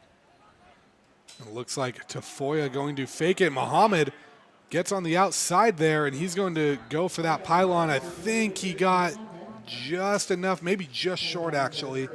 But a nice little play there, a little play action. Fooled me even on that, and looks like that's going to make this 3rd and a lot more manageable. 3rd and inches, it looks like. I think they're going to go right back to Muhammad here, go downhill. He's a kid that is almost impossible to bring down. They're going to go and bring him on the outside. Muhammad just bouncing off of this, and now inside the 10-yard line, so real change of momentum right there. Aiden Muhammad, 5'10", 200 pounds out of Enoch's High School in Modesto. Just a bowling ball back there for the Pirates, who are going to slow this down. And with 2 timeouts left, I think you kind of have the luxury to do that. He's one of the stronger running backs I've seen at any level. That's why he averages over 7 yards a carry. He falls forward. He's got a strong upper body, a strong lower body. And he can run north-south, but he's shown a lot of east-west as well. I think that's a big thing. You don't see a lot of guys with that size being able to move east-west as they're going to get this one over to Clark, who kind of stumbled, and the ball pops out. And the Beavers say they have it, and I believe they do. Picked up by Gavin Malloy. In the best-case scenario, we were saying, hey, maybe a field goal, but how about that? Beavers defense get the stop, and they go ahead in that turnover battle. Huge, huge play. You're doing everything right in this first half. Every part of this football game, now you've got a chance to go into the half with at least a 1-score lead, and every single piece of momentum on their side, and the energy on that sideline from last week to this week is just tremendous for ARC, and looking like they're getting a lot of confidence going. And Gavin Malloy, the product of Oak Ridge High School, a team that got another big win last night, and Gavin Malloy perhaps leading the big win here in the JUCO ranks today. The big thing here is you are backed up on the 1-yard line, so you don't want to. You still want to get a push. You got to execute here for a play or two in order to get this back. And Curry is going to, looks like maybe get a yard, fall forward. And I think if you're Coach O, you'll take that. You're content taking this into half with a 14-7 lead. Yeah, you've got everything on your side at this point. Don't risk a mistake if you don't have to. Don't force anything. Now, let's say you get a big play on the ground here. You get 10, 15 yards. That's when you start to think about it. But MJC is going to try to play the little time game and play the field of possession, because if they can get another couple of stops here and utilize their timeouts and get the ball at midfield, they got to think they have a chance. And I think that's a good thing to make because, we saw even on that last drive where they scored, we saw a little bit of miscues with the snap. They are working in a new quarterback, so you got to play this game if you're MJC of thinking, there's a world that maybe there is a snap miscue or maybe there is something, or 3 yards is not the most outrageous tackle for loss. So I think you are kind of, in a weird way, still playing for points if you're the Pirates, even though you're on defense right here. Yeah, you are. You've got a lot of chances. You still got 52 seconds left to wreak havoc, create a play, and heck, maybe you get a sack that also leads to a fumble with a hard enough hit and a really good play from a defender. Yeah, and I think if you're the Beavers, there's really no chance of trying to do any trickery, like you said, unless you get that big play here. But now each team down to 1 timeout. I think you just got to run this one up the gut with someone that you trust. I wouldn't even be surprised to see that jumbo package or some type of a jumbo package maybe make its way in here. Just don't be too aggressive and find yourself in a situation where you don't need to be in. Yeah, exactly. Don't make a mistake. Don't risk something too big. Go into the half with the lead. Play smart football. And heck, maybe you get a good push here and get a first down, and then you've got some timeouts to utilize, and you've got a chance to go down the field still with 52 seconds. Curry going to take this one himself, makes a man miss. A Curry to the outside, eats a hit and gets up to the 10-yard line. So a little bit of a bigger chunk play, and I think if you're the Beavers, when you saw him go outside at first, I think everyone's kind of holding their breath until they see him turn that corner and start going upfield. He's just got such wiggle to him, such shiftiness, such twitchiness for a quarterback too. And Monterey Trail kind of kid there. He is a kid. He is playing a near flawless first half, I would say. And the big thing that we see with him is because he was listed as a receiver on the roster and has that receiver mentality, when he goes down in a way, he goes down almost like a receiver does, where he gets forward, he gets some extra yards, but he also kind of avoids contact at the same time. And he's eaten a few hits here, but I think he also does a really good job of not taking on a lot of these tackles head on. And now that you're saying that he's a receiver and listed as it on the roster too, it makes me think, are we going to get a trick play with him in that second half at some point? I think it opens it up to it. We've seen Anderson throw passes here in the past, and with 1 second left, it looked like people were getting ready to go for the half, but with 1 second now, we believe have a timeout. I think Modesto might have burned that last timeout right here. So I don't know if this is just a little bit of mind games or maybe a little bit of pettiness here or whatnot, but the Beavers are going to have to run another play before they head into the locker room with the lead. It's one of those things where you don't want to go into the half with the treasure chest still of timeouts to take.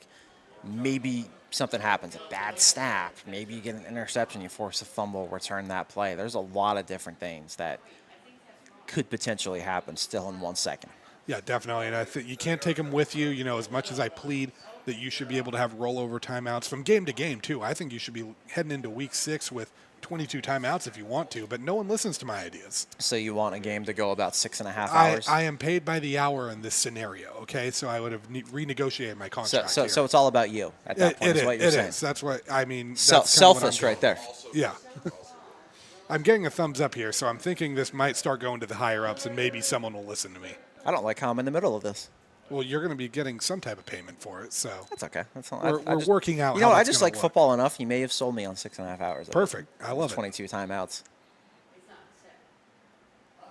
Looks like Anderson's kind of going to be in the back here, just playing damage control of, you know, if you manage to somehow snap it over Curry's head, even though he's under center. But I think this is just going to be a kneel down and. I've seen crazier things happen before at the D1 level. So. And 2 seconds is enough time to be dangerous, but right now I think we're going to be setting this thing up for longer than it's going to take to run it, as everyone's standing around here. Referee's getting into position, so it looks like we're ready to go. Everyone has been instructed to keep their hands and feet inside of the field at all times. As a Curry under center is going to kneel this one. Oh, he's going to run a fake. Oh, my goodness. It's going to be Torres running downfield, and a little bit of maybe trickery. Could have been a late hit that would have given the Beavers a little bit more time. And we have a skirmish going on here. Going on after, too. And I think that was Coach O's maybe pettiness back at Modesto for calling that late timeout, saying, okay, we're going to try to take a stab downfield. And Chris, for a second, I didn't even know who had the ball right there. Oh, I was shocked. For a second, I thought they were going on the right sideline. Then they're coming this way, going west, I guess, right? If we're getting the directions properly, I guess this would be west, right? But a very unique play call, a good one that could have really hit, and you almost got a late hit call on top of it that would have given you the ball near midfield and then a chance to just go deep. Yeah, I love that move by Coach O right there, because I think that gives your team a chance and way to show your guys that you believe in them, and kind of, in a way, I feel like that kind of tells what we saw from the Beavers with this, but we'll unpack that and more at our halftime show. We'll be back once we get into this second half. Don't go anywhere. You are watching Beavers Football on Stones Radio Network. When it comes to your home's maintenance and repairs, Jeffers Resource Group has you covered. Our handyman service. When it comes to your home's maintenance and repairs, Jeffers Resource Group has you covered. Our handyman services offer a comprehensive range of expertise, so you can have peace of mind. Contact us to schedule your service today. Hi, I'm Monica from Ace Body Shop in Towing. We are a family-oriented business. We've been in business for over 30 years. We are located downtown Lincoln at 333 Lincoln Boulevard in Lincoln, California. We do automotive repair and 24-hour towing. Our phone number is 916-645-2859, or you can find us on the web. American River College is a top-tier community college sports program that provides student athletes with the opportunity to thrive both athletically and academically. ARC Athletics is currently ranked 5th in the state and 2nd in Northern California. With over 19 sports programs, our athletes compete with the region's best athletes. Our diverse and dedicated coaching staff helps athletes develop the skills necessary to compete at the next level. Start your community college athletics journey with us. American River College, Sacramento's best athletic program. Go Beavers.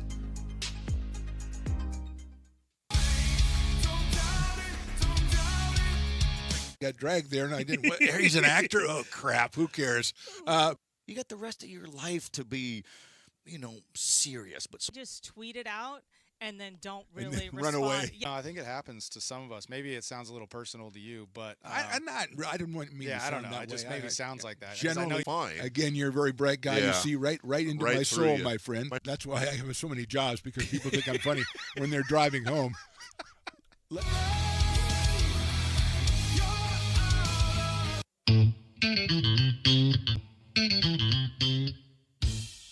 Oh, I love baking. I've been doing it my whole life. Grateful Bread was started because I needed the job. It always used to seem like bread was just an afterthought, and which was always kind of disappointing. But now, as not only foodies and people eating, they're expecting better quality, and people notice it, they can see it. When it comes to your home's maintenance and repairs, Jeffers Resource Group has you covered. Our handyman services offer a comprehensive range of expertise, from minor carpentry to drywall, electrical and flooring for property managers, landlords, and renters alike. We ensure that every job is completed to the highest standards, so you can have peace of mind. Contact us today to discover how Jeffers Resource Group can help keep your home in top shape. Lincoln Potters Baseball. Placer County's best-kept secret is back for another exciting summer at historic McBean Stadiums. Loaded with fun for the whole family, local beer, wine, and eats. Fireworks, giveaways, theme nights, kids zone, and more. Come join in the fun and enjoy small-town baseball with Major League Entertainment. Tickets on sale now at LincolnPotters.com. Lincoln Potters Baseball. Come on out and join in the fun. Hi, I'm Jessica. And I'm Miller. And we'd like to invite you to come see all that Miller's Ace Hardware has to offer and to give our happy and helpful staff a chance to earn your business. Whatever project you're working on, from lawn and garden to home repairs, you'll find everything you need at the new Miller's Ace Hardware. Power tools from the best name brands, and one of the largest selections of barbecues and barbecue accessories featuring brands like Traeger, Weber, and Big Green Egg. And if you're looking to freshen things up, visit the paint studio featuring Clark and Kensington, Benjamin Moore, and Magnolia Home by Joanna Gaines. Miller's Ace Hardware, where customer and community service meet. Located on the corner of Madison and Fair Oaks, behind the Ferrari building.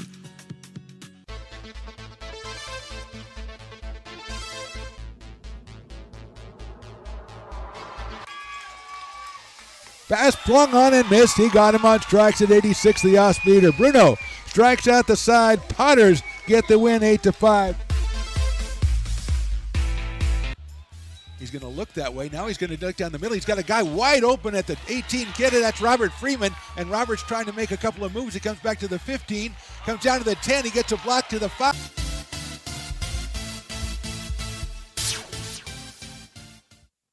Here at Super Taco, we specialize in authentic Mexican food. One of the reasons we are different from other places is that we make everything from scratch. You get a great value when you come here, large portions and quality food. Our most popular dishes are many different kind of tacos. We have giant burritos, different kinds of enchiladas, and the fajita. If you're ready for real Mexican food, stop in at a Super Taco. We'd love to see you.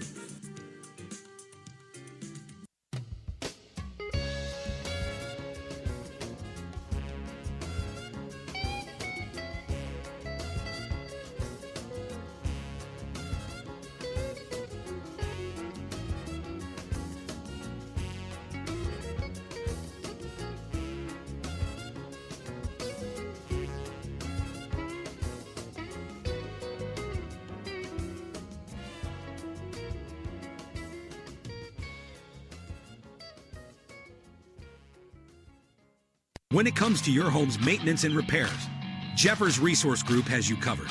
Our handyman services offer a comprehensive range of expertise, so you can have peace of mind.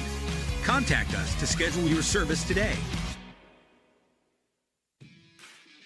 Hi, I'm Monica from Ace Body Shop in Towing. We are a family-oriented business. We've been in business for over 30 years. We are located downtown Lincoln at 333 Lincoln Boulevard in Lincoln, California.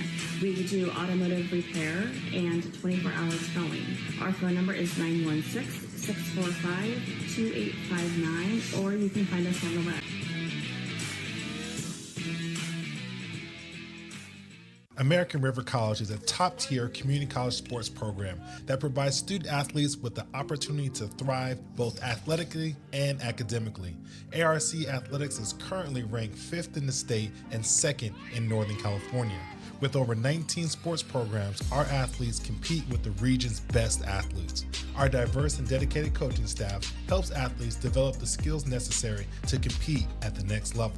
Start your community college athletics journey with us. American River College, Sacramento's best athletic program. Go Beavers.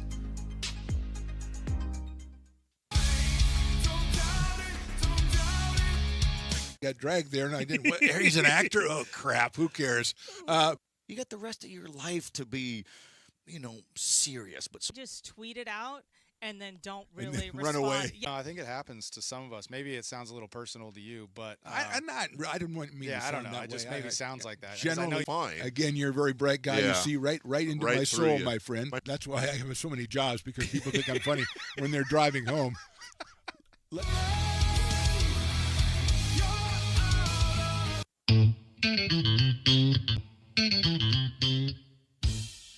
I love baking. I've been doing it my whole life. Grateful Bread was started because I needed the job. It always used to seem like bread was just an afterthought, and which was always kind of disappointing. But now, as not only people, foodies and people eating, they're expecting better quality, and people notice it, they can see it. When it comes to your home's maintenance and repairs, Jeffers Resource Group has you covered. Our handyman services offer a comprehensive range of expertise, from minor carpentry to drywall, electrical and flooring for property managers, landlords, and renters alike. We ensure that every job is completed to the highest standards, so you can have peace of mind. Contact us today to discover how Jeffers Resource Group can help keep your home in top shape. Lincoln Potters Baseball. Placer County's best-kept secret is back for another exciting summer at historic McBean Stadiums. Loaded with fun for the whole family, local beer, wine, and eats. Fireworks, giveaways, theme nights, kids zone, and more. Come join in the fun and enjoy small-town baseball with Major League Entertainment. Tickets on sale now at LincolnPotters.com. Lincoln Potters Baseball. Come on out and join in the fun. Hi, I'm Jessica, And I'm Miller. and we'd like to invite you to come see all that Miller's Ace Hardware has to offer and to give our happy and helpful staff a chance to earn your business. Whatever project you're working on, from lawn and garden to home repairs, you'll find everything you need at the new Miller's Ace Hardware. Power tools from the best name brands, and one of the largest selections of barbecues and barbecue accessories featuring brands like Traeger, Weber, and Big Green Egg. And if you're looking to freshen things up, visit the paint studio featuring Clark and Kensington, Benjamin Moore, and Magnolia Home by Joanna Gaines. Miller's Ace Hardware, where customer and community service meet. Located on the corner of Madison and Fair Oaks, behind the Ferrari building.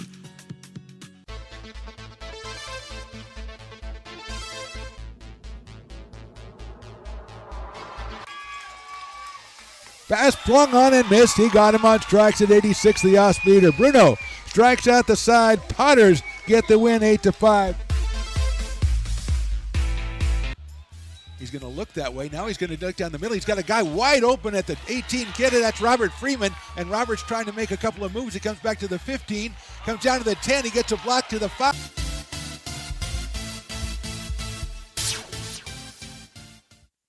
Here at Super Taco, we specialize in authentic Mexican food. One of the reasons we are different from other places is that we make everything from scratch. You get a great value when you come here, large portions and quality food. Our most popular dishes are many different kind of tacos. We have giant burritos, different kinds of enchiladas, and the fajita. If you're ready for real Mexican food, stop in at a Super Taco. We'd love to see you.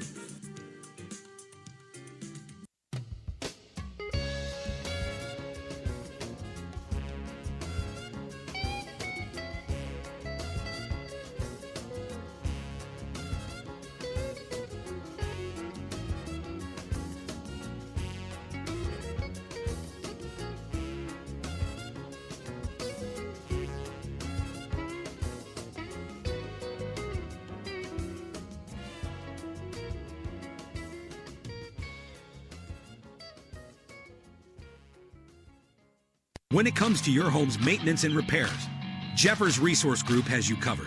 Our handyman services offer a comprehensive range of expertise, so you can have peace of mind. Contact us to schedule your service today. Hi, I'm Monica from Ace Body Shop in Telling. We are a family-oriented business. We've been in business for over 30 years. We are located downtown Lincoln at 333 Lincoln Boulevard in Lincoln, California. We do automotive repair and 24-hour towing. Our phone number is 916-645-2859, or you can find us on the web. American River College is a top-tier community college sports program that provides student athletes with the opportunity to thrive both athletically and academically. ARC Athletics is currently ranked 5th in the state and 2nd in Northern California. With over 19 sports programs, our athletes compete with the region's best athletes. Our diverse and dedicated coaching staff helps athletes develop the skills necessary to compete at the next level. Start your community college athletics journey with us. American River College, Sacramento's best athletic program. Go Beavers.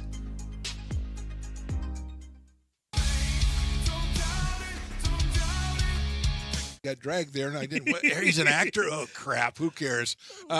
You got the rest of your life to be, serious. But just tweet it out and then don't And really then run away. Yeah. No, I think it happens to some of us. Maybe it sounds a little personal to you, but I'm not. I didn't want me. Yeah, to I don't sound know. that It just way. maybe sounds like that. 'Cause Generally, fine. Again, you're a very bright guy. You Yeah. see right into Right my through soul, you. my friend. That's why I have so many jobs, because people think I'm funny when they're driving home.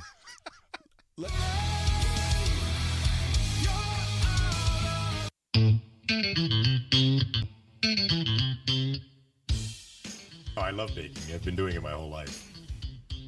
Grateful Bread was started because I needed the job. It always used to seem like bread was just an afterthought, and which was always kind of disappointing. But now, as not only people, foodies and people eating, they're expecting better quality, and people notice it, they can see it. When it comes to your home's maintenance and repairs, Jeffers Resource Group has you covered. Our handyman services offer a comprehensive range of expertise, from minor carpentry to drywall, electrical and flooring for property managers, landlords, and renters alike. We ensure that every job is completed to the highest standards, so you can have peace of mind. Contact us today to discover how Jeffers Resource Group can help keep your home in top shape.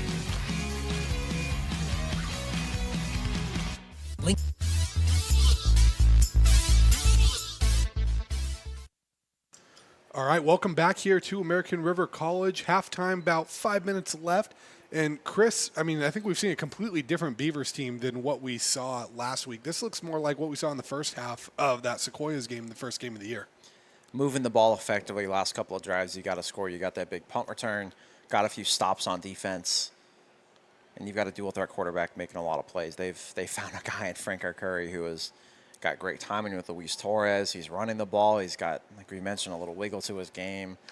Great footwork, really good arm, good timing, and he's a gamer. He's a playmaker with that really high IQ. And what did we say in the second quarter? I kind of want to see him take an IQ test, because I think he'd hit some pretty astronomical scores. He did, and he made some pretty astronomical throws to him. He made a few good throws to Torres on some comebacks, some speed outs right there. And the big thing is we talked about wanting to be aggressive in a way with him, but also establish some continuity. And I think he did a good job of that. He was 7 of 8 throwing in that first half, 45 yards, so efficient enough to do what he needed to do. And then he used his legs a lot too. A big piece of why that offense was able to move.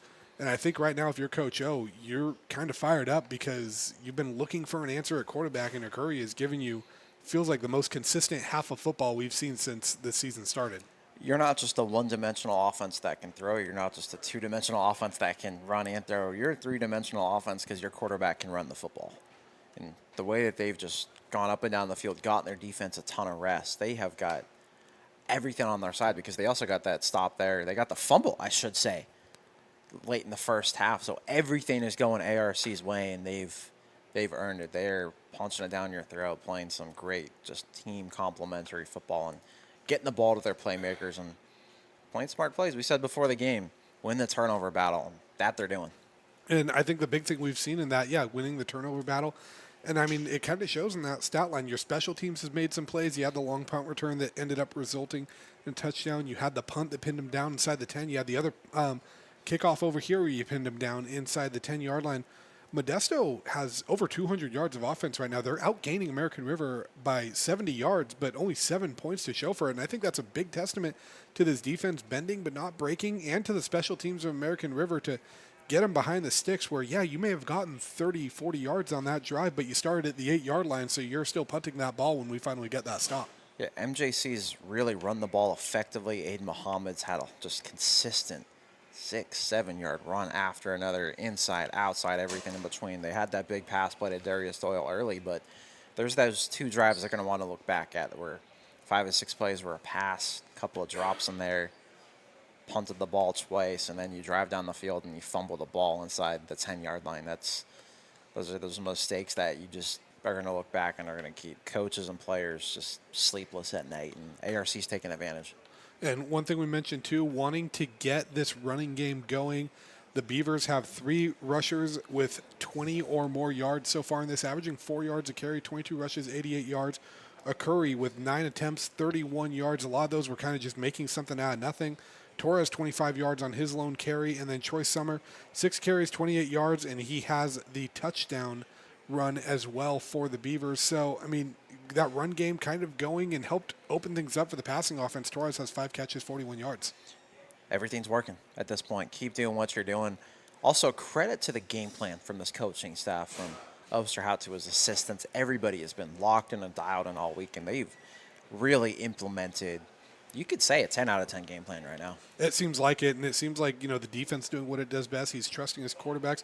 We'll see now that the offense has some legs. Maybe Curry has a little confidence. We'll see how much they open up the playbook here, too, and see what we can find, and maybe, like you said, even a little bit of trickery, but we're going to find all that and more. Beavers are getting ready to take the field here. About a minute left in this halftime. Don't go anywhere. We'll be right back. You're watching Beaver football on the Stones broadcast networks. Lincoln Potters Baseball. Placer County's best-kept secret is back for another exciting summer at historic McBean Stadiums. Loaded with fun for the whole family, local beer, wine, and eats. Fireworks, giveaways, theme nights, kids zone, and more. Come join in the fun and enjoy small-town baseball with Major League Entertainment. Tickets on sale now at LincolnPotters.com. Lincoln Potters Baseball. Come on out and join in the fun. Here at Super Taco, we specialize in authentic Mexican food. One of the reasons we are different from other places is that we make everything from scratch. You get a great value when you come here, large portions and quality food. Our most popular dishes are many different kind of tacos. We have giant burritos, different kinds of enchiladas, and the fajita. If you're ready for real Mexican food, stop in at a Super Taco. We love to see you. American River College is a top-tier community college sports program that provides student athletes with the opportunity to thrive both athletically and academically. ARC Athletics is currently ranked 5th in the state and 2nd in Northern California. With over 19 sports programs, our athletes compete with the region's best athletes. Our diverse and dedicated coaching staff helps athletes develop the skills necessary to compete at the next level. Start your community college athletics journey with us. American River College, Sacramento's best athletic program. Go Beavers.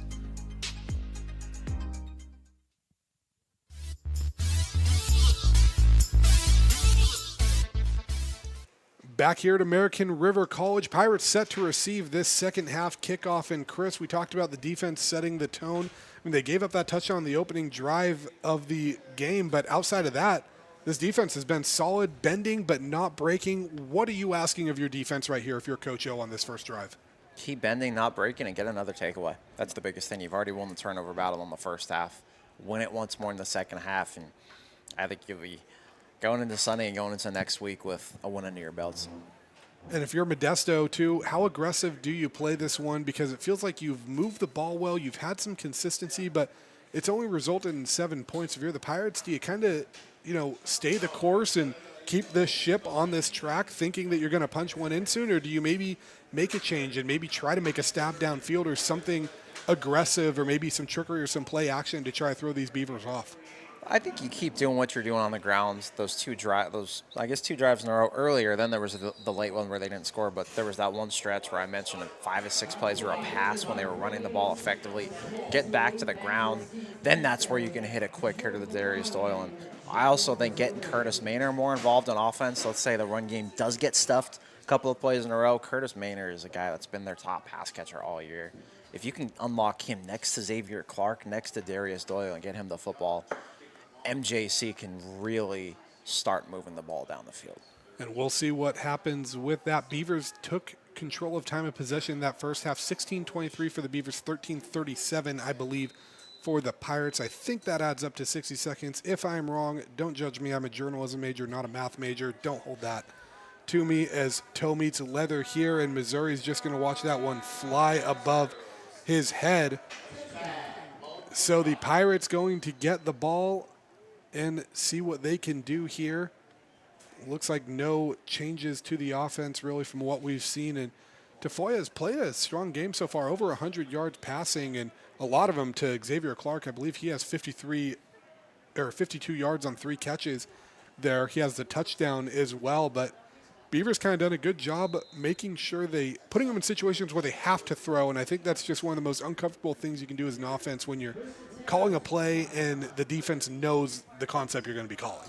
I think you've got to give some credit to these ARC DBs. A lot of these catches MJC's made have just been perfect timing, or Xavier Clark simply just going up and getting the football. Tafoya rolling out. That's what we saw him doing well, and he was kind of trying to work his way in. It looked like he was looking for the big tight end, McCauley right there, a guy that we were asking about when they were going to start going his way, because that 6'4", 215-pound frame, I mean, almost very like Brock Bowers-esque if you really think of what he brings to the table of a tight end you can line up out wide, but just nothing there for the Pirates. No, absolutely nothing. And ARC secondary again comes through, and Kevin Arnell just going up and down the field there and covering receivers really well. He is somebody that I've just had my eyes locked in on almost every single play defensively. Pirates show up in the shotgun here, and that rollout's been their bread and butter, but the Beavers done a good job adjusting to stop it. This time it's going to be a designed run by Tafoya, and it looked like number 93, Devin Critchen right there, getting the tackle, got a hand kind of up on him, but avoided that face mask. And if you're the Beavers now, you got them in the situation you wanted. You're getting them out of their game. They're not running the football. They're throwing it on a designed quarterback run. Now it's 3rd and 9. Can your defense get another stop? Because it's been since, what did you say, that first drive since MJC scored. Big Curtis Maynard on the outside. Let's see if he looks for him. Instead, he goes underneath to Clark, and that one sniffed out right away.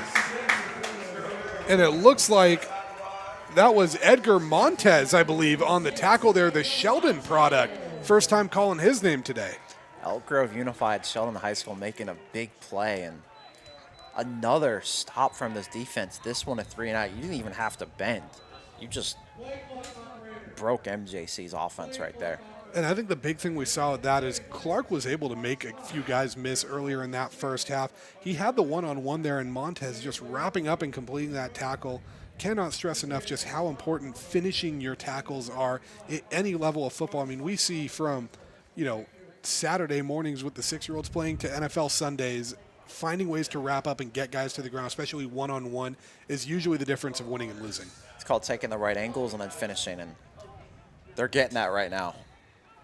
This one booted out there. It's going to be fielded once again, and another good return by Colby Eckhart. He had that 60-something yard return there. Looks like he got another 15-20 on that one. The Beavers starting in plus territory. They're winning the field position battle. They're winning the turnover battle. Shows on the scoreboard. And do you think if you're Coach O, you've drawn up anything special to maybe try on this first drive coming out of the half, especially after forcing a 3-and-out, or are you going to still let this team kind of march down the field a little bit? Is it that time where you get that trick play with our Curry, a receiver and a quarterback? Is that one of those times where you do something weird and then he runs to the outside and you throw him the football? I mean, it feels like a third quarter type of move, but I don't know if you break that out on the first drive. I think maybe you see how this one goes. You don't want to squander that good field position. As a Curry looks for Jaden Anderson. Anderson's going to get a little bit of a low pass, but turns that into about a 5-yard gain. And again, the timing seems right. Anderson gets his blockers and giving him the ball in space. Yeah, great play there. And Josh Feuerbeck just moves really well for a tight end on the outside. Got him in motion, hits that block, drove his defender about a yard or two back to get those couple of extra yards for Anderson. And once again, a plus first down for American River. And Feuerbeck, kind of one of those modern tight ends, 6'5", 215 pounds, so you get that slender frame, but still quick enough at 215 that he can be a threat in the passing game. As a Curry lines up, surveying the field. Gets snapped. He's going to give this one off to Sommer, who's going to bounce it outside. And it looked like that might have been an option play that Curry had to make a quick decision on. He makes the right one. Sommer moves him in to get to a 3rd and 1. Hey, you'll still take that 4 yards in a cloud of dust. Is that what they say? I think so. You keep getting that here, and you get to 3rd and 1, and this is another one of those plays where our Curry can keep the ball himself. And get a couple of yards. And important to note, Landon Richardson's career-long field goal is 42 yards, so it's probably 4-down territory here if you don't get this. Is Curry in the shotgun.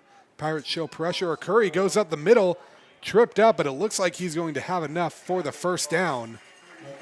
And the Beavers move the chains. Saw some late shifts there from MJC's front four. Weren't completely ready, and ARC takes advantage. Curry follows his blockers and gets another first down, and now you're getting close to the 30-yard line. And the push we've seen from this this offensive line today has been night and day different from last week. I mean, we saw times last week where it felt like plays were getting blown up before they started. Here, the Pirates know the Beavers are going to run the ball, and they're still able to get a push. That's the greatest thing you can have as a play caller. The defense might know what's coming, but you're just daring them to stop you. And that one going to be a disaster. Ball comes out. It's going to be recovered by the Pirates in a long return here as he's going to be wrestled to the ground. Number 32, Jalon Booth, the game wrecker. Modesto's leading tackler coming into this game. And we do have a flag.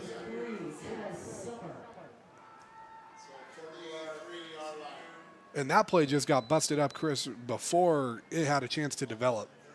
It really did. And Jalen Booth, again, what did you just say? He's a game wrecker. Him and LeBron Stalwart, they're two guys that have been just circled and highlighted on this defense. And look at what they do there. And Booth, 6'3", 230, that size, Adam Merced, he is making his impact and his freaking body felt in this football game. And it shows there to now your offense. You just get that turnover battle kind of even. Now your offense is at that 33-yard line, and you've got a chance to really snatch momentum back at your side. Yeah, and on that, I mean, I mistakenly said Booth was the team's leading tackler. He's not that. He had 10 on the season entering today, but 5 sacks, 7 tackles for loss. So there's the game wrecker status we were talking about. And if you're the Pirates, maybe the football god's smiling on you a little bit. Tafoya hands this one off. And he went to Muhammad on that one. And one thing we haven't seen here so far in this, kind of really since the second quarter, Chris, is Bryson Davis has not seen the field in a little bit.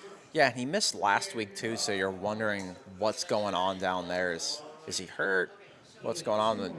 Muhammad's also had some really strong carries today. You've got a guy from Hillmar like Caden Bailey who's shown throughout his career that he can make some plays. So you've got to have some trust that you don't need to change your game plan a whole lot with those other running backs. And Muhammad did have 44 yards in that first half, so he was steady on 9 carries too. So, I mean, if you have a running back that's averaging 4 yards a carry, that's all you can ask as a coach. That means you're winning every down. And Tafoya with that rollout against his body kind of gets swarmed up. It looked like number 93 was the one that kind of swung him around, Devin Critchen, then just met by a beaver dam of defensive linemen right there. Beaver Dam is the perfect way to say that because there's about 6 different guys you could shout out there. And in the middle of it, too, you just keep seeing Cade Millard as an absolute playmaker on this ARC defense. He might be a kid that gets a gold star after this game. And this feels like 4-down territory, too. So if you're the Beavers, I mean, you bent, but you have a chance again to showcase this defense flexing its muscles. And how about Critchen there just throwing Tafoya off his balance a little bit as Tafoya rolls out this one. He's going to find his man. Looks like Curtis Maynor, a target we haven't seen yet. Chris, at an imposing 6'2", 185. I mean, Maynor's kind of what you want to see in a receiver at this level.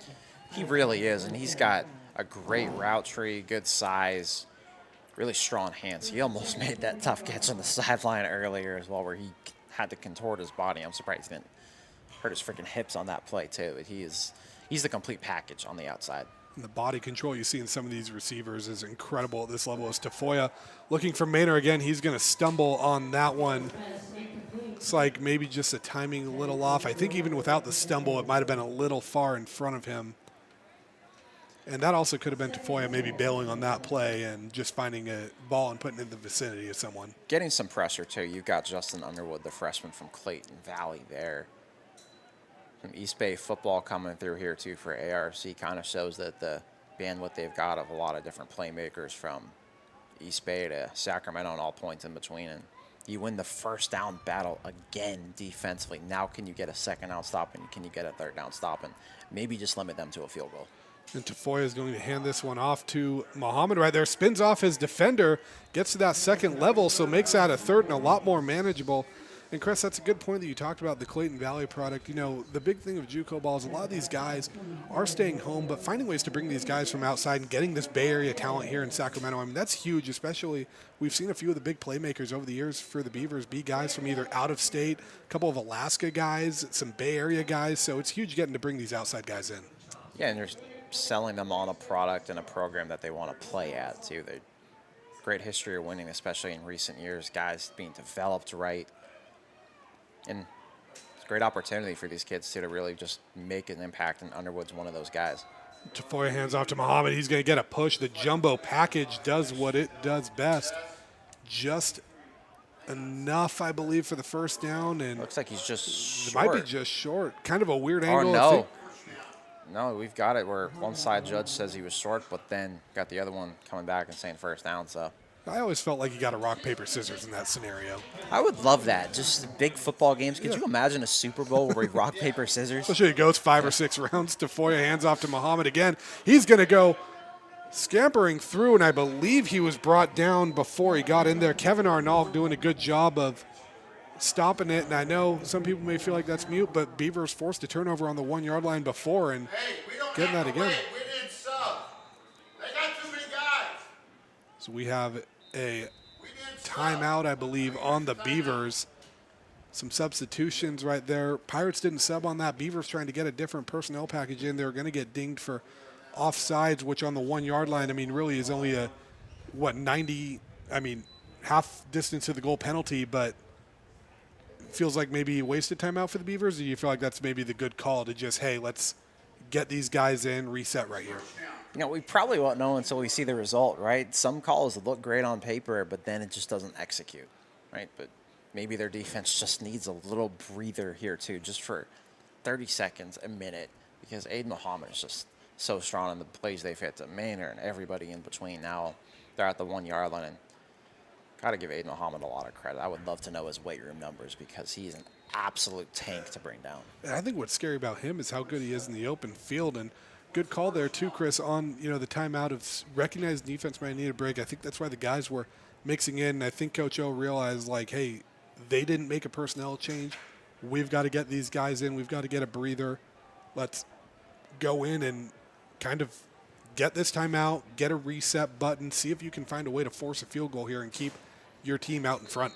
Maybe you force a turnover again inside the 10 like you did late in that first half, and you take all momentum back. If you can somehow get the stop at the goal line and hold them to 3, you'll take that as a huge, huge win. Keep an eye out here on the outside on Maynard. A threat, but instead they're going to go to Muhammad, in the penetration by the Beavers, number 27, Takai Takahashi. First time calling his name today, but a mean linebacker in the middle there for the Beavers. He's just got a nose for the football. He's been a playmaker all year long. Whitney High School, City of Rockland, getting some love here too. A huge play. You move the chains back a yard. You won first down. They've won first down a lot this drive. Can they win second down? Can they get this to third down and really make MJC sweat? And it feels like Whitney always has just a heat-seeking missile at linebacker. Takahashi, no exception. There's Tafoya, hands this one off to Muhammad again. He's going to bounce in that one. So a 2-yard rushing touchdown. We'll call it 3 yards. Be nice to Muhammad there. Is he gives Modesto a chance to tie this game up. I am just uber impressed with him. If you're a 4-year school, you should be taking a look at him with his strength and his vision and just the amount of different ways he can run the ball inside, outside, and just think of the play calling you can use with him. Looks like Isaac Padilla in to kick this extra point. And that one is going to be through. Looks like the Beavers had a chance. Oh, no, it looks like it went incomplete. Announcer's curse right there watching the ball instead of the referees. But, again, the football got smiling down on American River. Wide right there. And maybe you've earned another kind of reward from the football gods there, and you're up 1 point. And, wow, yeah, we look at all 3 phases, and ARC's won one of the biggest ones, special teams. And put the legendary Bill Snyder of Kansas State would have to be smiling if he's watching this game and he was an ARC kind of supporter. I like to think Bill Snyder is watching this game. Probably is. What else No. would he be doing on a Saturday? And, like we say, special teams is a third of the game, and a lot of times those special teams errors are the ones that mount up, or those big special teams plays are the ones that mount up. And an extra point always, no matter what happens, is going to matter at the end of the game, because that's the difference of a field goal tying it or winning it. That's the difference of having to go for 2 in a certain situation. So if you're the Beavers here, I think the big thing now is making them pay for that and getting this offense back going again, finding a way to get our Curry going, and really kind of taking your shot here. Exactly. And they were moving the ball that last drive before that fumble and that turnover. Defense had tough field position there, gave it MJC offense the ability to do what it wanted, hit Muhammad for some big runs, hit Maynard on that inside route too. Now, missed extra point though. You're up 1. You've still got the lead. And again, where's that momentum pendulum going? Back towards AR just a little bit. Emmanuel Garibay, the kicker for the Pirates on this. 6'2", 190. Not built like a typical kicker. The Sonora product puts toe to leather, and this one is going to be fielded. Once again, going to be Eckhart. Eckhart bounces it outside. He's going to bring it back inside, and a flag is going to be dropped there. Looked like he tried to make a little something happen, but might have made the wrong read on a block, but still able to get it across the 20. We'll see if this flag brings that one back, though. They're going to get them for a hold there, right near those hash marks. But Emmanuel Garibay, Sonora product, a state champion of Sonora. And wow, what a football program he's come from. Absolutely, and they look like they're ready to go on another run again. And Chris, on a lot of those runs, those returns especially, when a ball maybe bounces outside that was meant to go inside, or gets blown up and a player has to try to make something going, a lot of times that's when a blocker is now finding on a new assignment kind of on the fly, and that's where you start seeing those holds, because maybe some guys are scrambling a bit. Yeah, that's one reason why I've heard some college coaches like a Rich Rodriguez says he doesn't love returns all the time, just because of the risk of a penalty taking everything back. But they've gotten some really good punt returns too, so hard to say that the return game hasn't gone their way all day. Absolutely. I think he has earned the right for those returns, as Sommer kind of bouncing around, and the second effort by Booth there is what's going to bring him down. It looks like he got wrapped up on the ground, just couldn't go anywhere, but a nice little 5-yard gain. And I think when you're backed up inside your 10, that's what you want to do to get ahead of this right here. And 2nd and 5, 2nd and 6, you have a lot of options. You do, and I'm looking at getting a Luis Torres the ball again here, if not on 2nd down, on 3rd down, utilizing that connection. And you're seeing him, looks like he's lined up in the slot on the left side, and that's a guy, you see their linebackers, they're keen in on him right now. And the tight end package of Jaden Suggs and Dylan Fear, two big pass catchers for the Beavers. As Curry is going to hand it off to Sommer. He's going to bounce behind Suggs, getting to the outside, and just wrapped up on that one. Still about a gain of 1 or 2. Nice little block by Suggs there, but better pursuit from Modesto. Yeah, that's what their defense has been known for much of this year, with who they've got, with Booth, with Stallworth, and their DBs. They fly to that football, they hit hard. Now can they do it one more time here on, what is that, 3rd and 3? And Suggs, a big blocker from his tight end spot, comes from that wing T offense at Placer High School. Was a fullback there, converted to tight end. 3rd and 3 here is a Curry. Gets a little bit of a low snap. That one's going to be Crawford. He gets wrapped up and maybe gets a yard there, but Beaver's going to have to punt and give the ball back to a Modesto offense that's kind of feeling itself. It is. They've got everybody they want involved now in this offense. They get another stop, force a turnover last drive, get a stop here, and might lead to some decent field position to start this next possession. And the way that they just move the ball, granted with great field position on their side, they've got to be feeling just like they did that start of that game when they took the lead. Richardson going to punt from his goal line. Looks like Malone deep to return. It's a little bit of a jump there and a bad snap. Richardson gets it off, but it's going to be blocked, tipped, and it's going to go in. That one is going to be recovered by the Pirates for a touchdown. We'll see the number on that. Looks like number 80 that got that, Cade Clifton. And let's take another look at that one, because that whole play was just a lot to unpack. I mean, Chris, what do you see here? A low snap, tough. You've got everyone in the punter's face. There's only so much he can do there. Then look at that tip, and then Cade Clifton with the touchdown there. Modesto takes the lead, and that Clifton name, we mentioned Sonora. Kirk Clifton, just an all-time coach, I would say, at Sonora, and get Cade Clifton making a game-changing play here, and Modesto takes the lead and just been rallying ever since halftime. I mean, we talked about how important it is to get these special teams plays. So Modesto's special teams flexing its muscles a little bit right here, and it feels like the biggest momentum shifts come there as the Pirates are going for 2 here. Chris, do you like this decision? I don't know if I love it. I think I would rather just take the points, the extra point. You've already got so much on your side. But, I mean, if you get the 2-point try, you're up 7. And especially, I guess, because you missed the extra point last time, too. So maybe it actually is the right call when I think about it as well. Trust your offense, the plays that they've made, and go up 21-14 if you hit this right. I agree with it to an extent, but at the same time, you don't get this, and all of a sudden maybe you give a little bit of that momentum back to the Beavers, and then a touchdown, even if they miss their extra point, that puts them in the lead. But again, this is kind of what we talked about, where the missed extra point kind of turns a game on its head. And back to that punt, too, I know it feels like the disasters always strike when you're punting closer to your own end zone there. I feel like that's what happened. Richardson, I felt like, did a good job trying to recover there and even getting that thing off, but it's tough to punt when you have to all of a sudden switch to that rugby-style punt. You have 2 guys hitting you at the same time, and all it takes is one guy getting a fingertip on it to really break a play wide open. Just the impact of special teams on this game. Once again, we've had a punt return touchdown. We've had a missed extra point, and then a punt block touchdown. It goes to show you how important this phase of the game is. It probably doesn't get talked about enough, but I guarantee you these coaches stress about special teams almost 24/7. It looks like they're going to stick with the decision, go for it. Caden Bailey actually lined up in the backfield there. Tafoya in that little bit of pistol, and they're going to mix everything around. Everyone's in motion outside of Tafoya and the lineman. And he's going to roll out to the right. Looks like he's going to call his own number. Found a block he liked. He dives in for 6.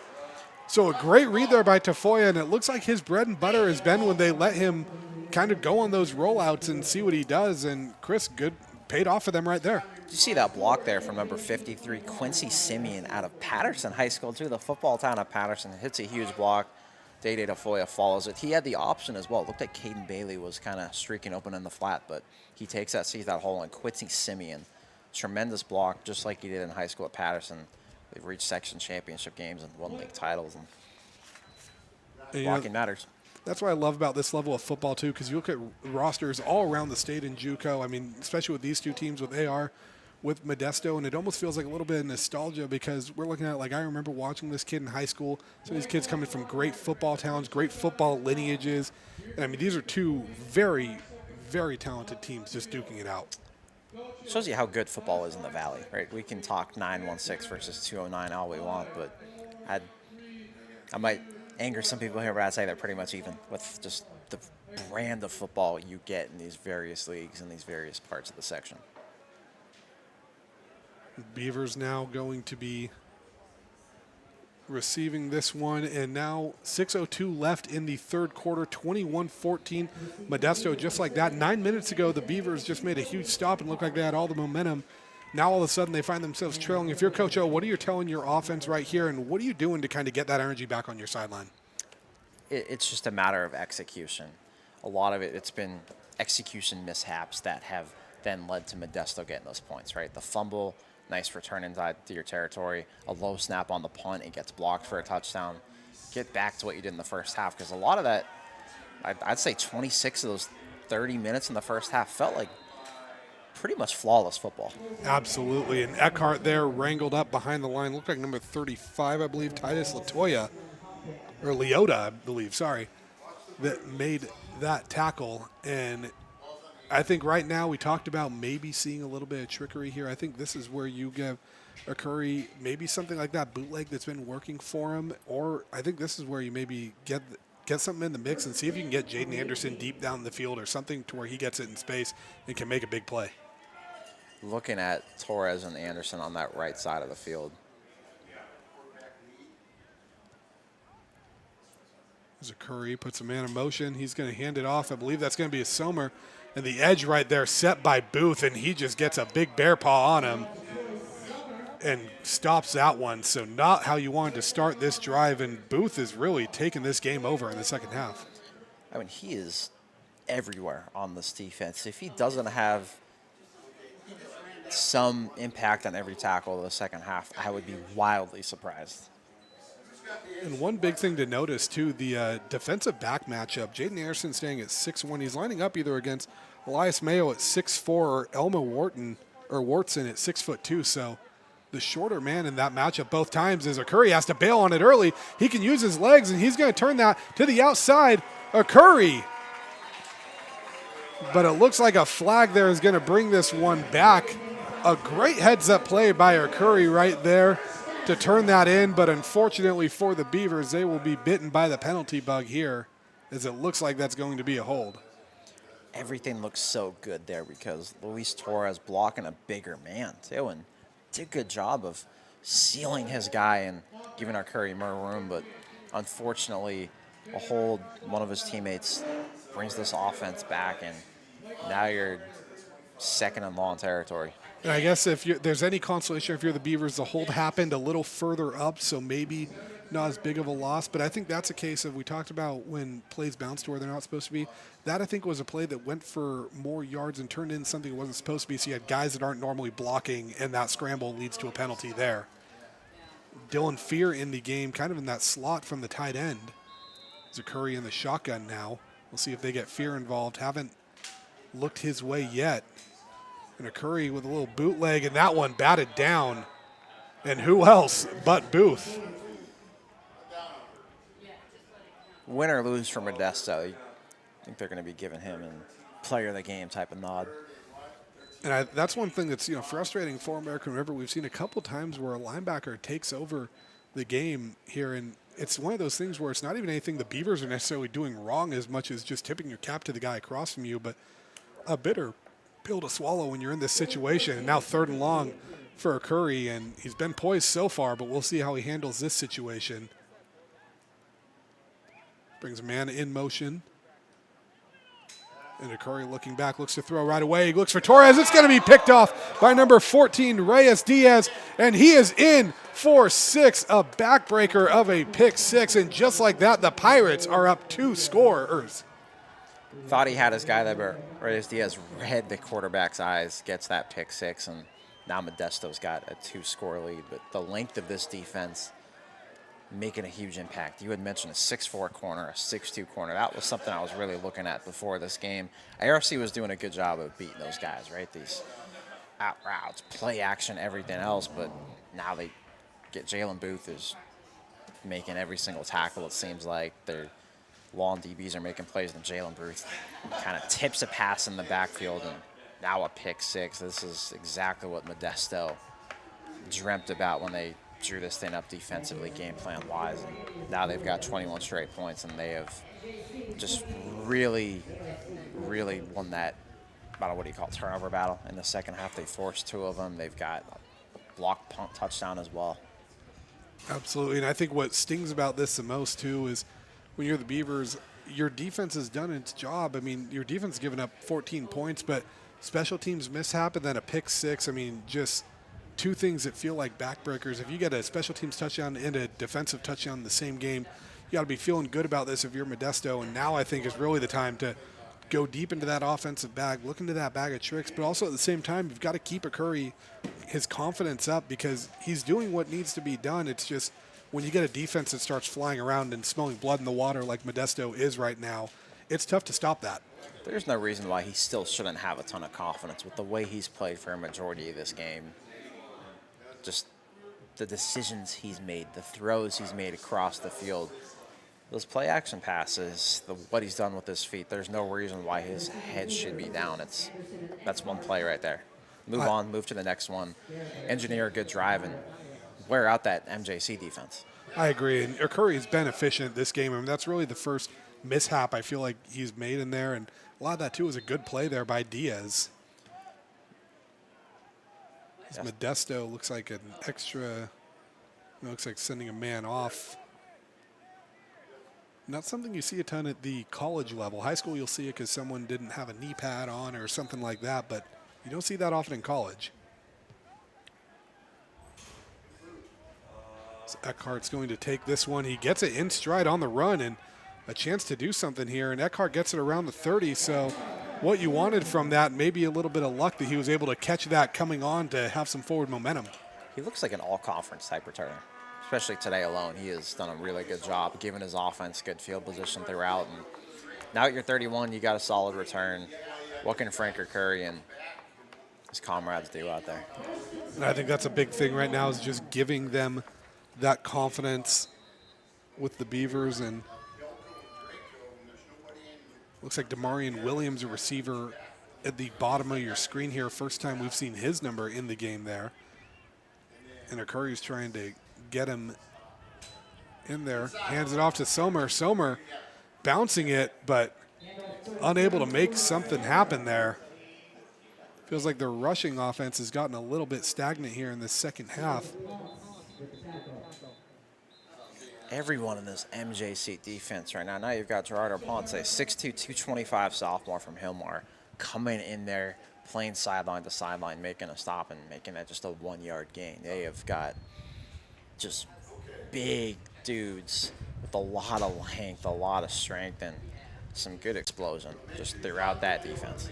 I think the biggest thing, too, that we've seen is the best defenses have the best pursuit, and the coaches that preach that pursuit are usually the ones that we see. And it feels like every time the Beavers are making a play or something has to bounce outside where they make a man miss, they're met by 3 or 4 white jerseys, and it's just a tough thing to overcome. And I know sometimes all it takes is a play to be explosive and kind of counter that, but right now if you're the Beavers, now you're working against the clock, so momentum's gone against you. You got to find a way to get this offense's legs going again because we've seen it. We've seen a Curry have some confidence, and he still looks like he's poised out there. He doesn't seem rattled at all, but you just got to find a way to get it moving again. Yeah, you do. That's the biggest thing. Now, can you hit that big play? Can MJC's defense, can they also just make a mistake? Can somebody miss a read? Can you miss an assignment? Can you get somebody open in the open field and hit a 50, 60-yard game or even a touchdown? Looks like our injured man is up, and it looks like that was Somer on that.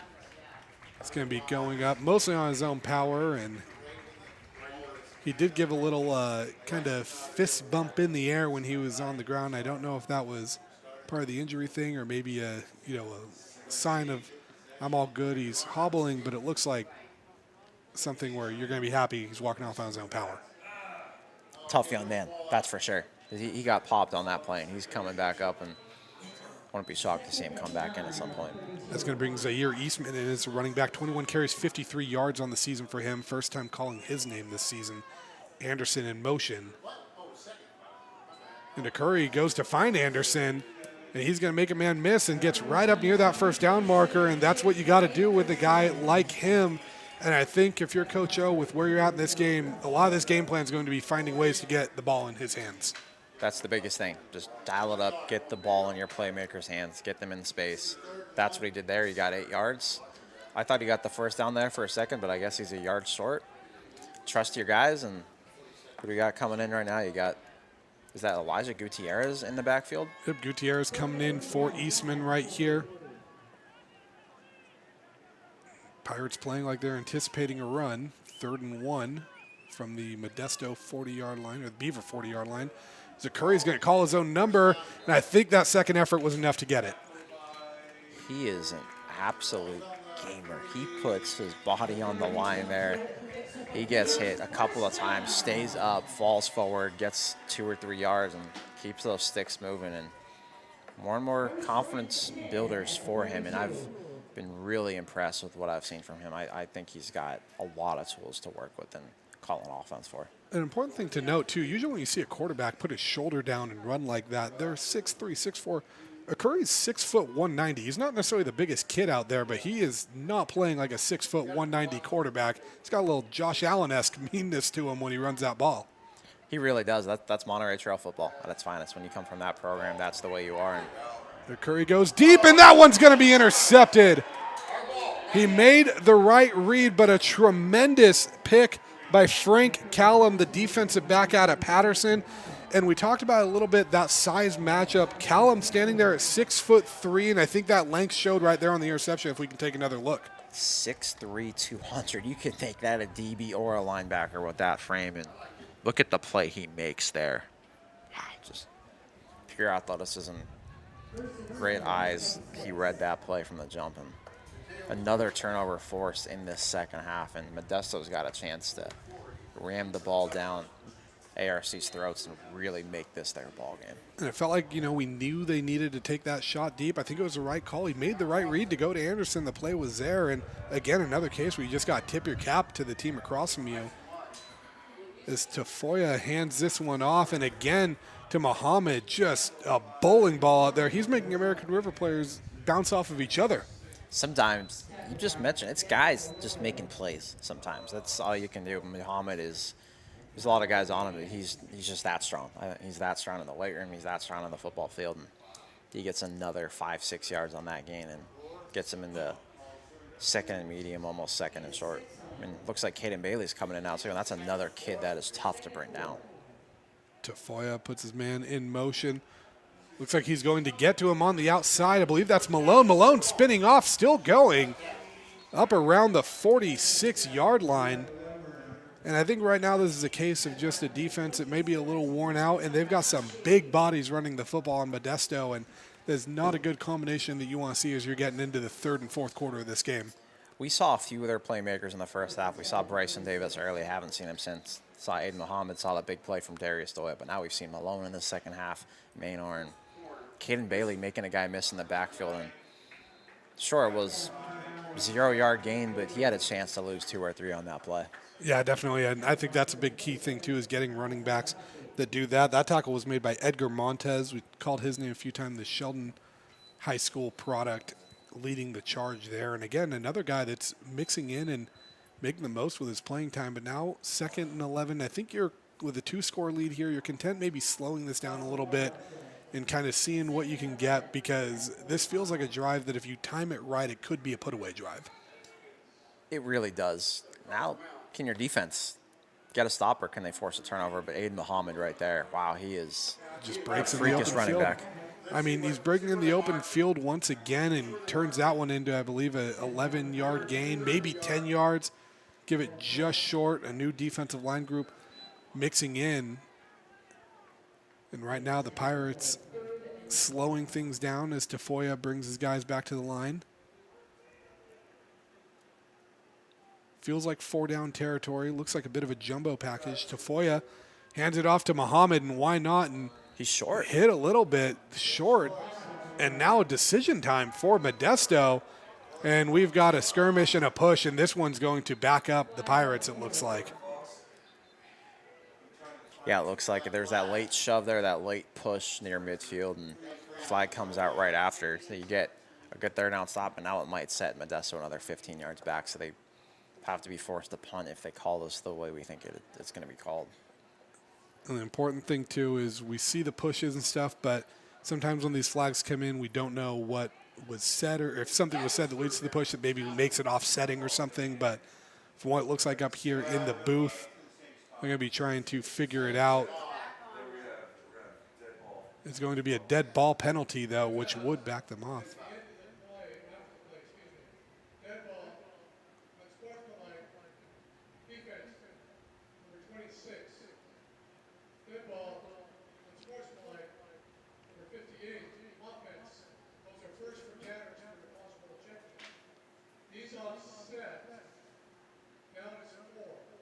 So still going to be a decision time for the Pirates because of the offsetting penalties. And now kind of the question is, if you're Modesto, what do you do here? Because the way you're running the ball feels like you go for it, and it looks like that's what they're going to do. But a stop here gives the Beavers a whole new set of life. If you're Modesto, I think you just go to what you've done in your bread and butter. Run this football, Aiden Muhammad. Trust those big boys up front to get that push and get you. It's not even a yard at this point. This looks like half a yard. Beavers showing pressure. Muhammad gets it, barrels forward, and I think that second effort was enough. And the Beavers only had 4 men down on that line. They were bringing pressure with the linebackers, but when no one's out wide for Modesto, Chris, are you a little surprised that you didn't see some more people up on that line of scrimmage for the Beavers? A little bit of surprise there. I also think some of it is just Modesto just executed really well. Right, Quincy Simeon again, another great block on his side of the field, gets just enough of a push, and Aid Muhammad gets another first down, falls forward, and looks like that'll be the end of the third quarter. One that was surely all Modesto's to go up 2 scores. Yeah, whatever the adjustments they made at halftime, especially defensively, it worked. I mean, Pirates really took control of this game, but that is going to do it after the third quarter. When we come back, 1st and 10 Pirates from the Beaver 43 to start the fourth quarter. Modesto leads this one 28-14.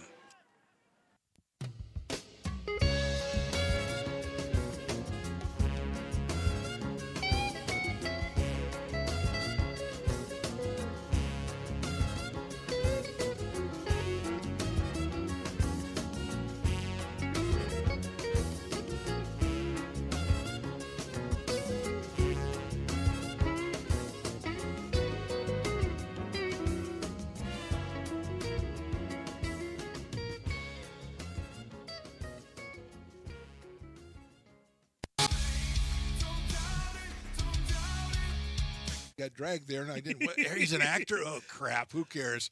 You got the rest of your life to be, serious. But Just tweet it out and then don't And really then run respond. away. Yeah. No, I think it happens to some of us. Maybe it sounds a little personal to you, but I'm not. I didn't want me. Yeah, to I don't sound know. that It just way. maybe I- sounds like that. 'cause I Generally, know again, you're a very bright guy. Yeah. You see right into Right my through soul, you. my friend. That's why I have so many jobs, because people think I'm funny when they're driving home.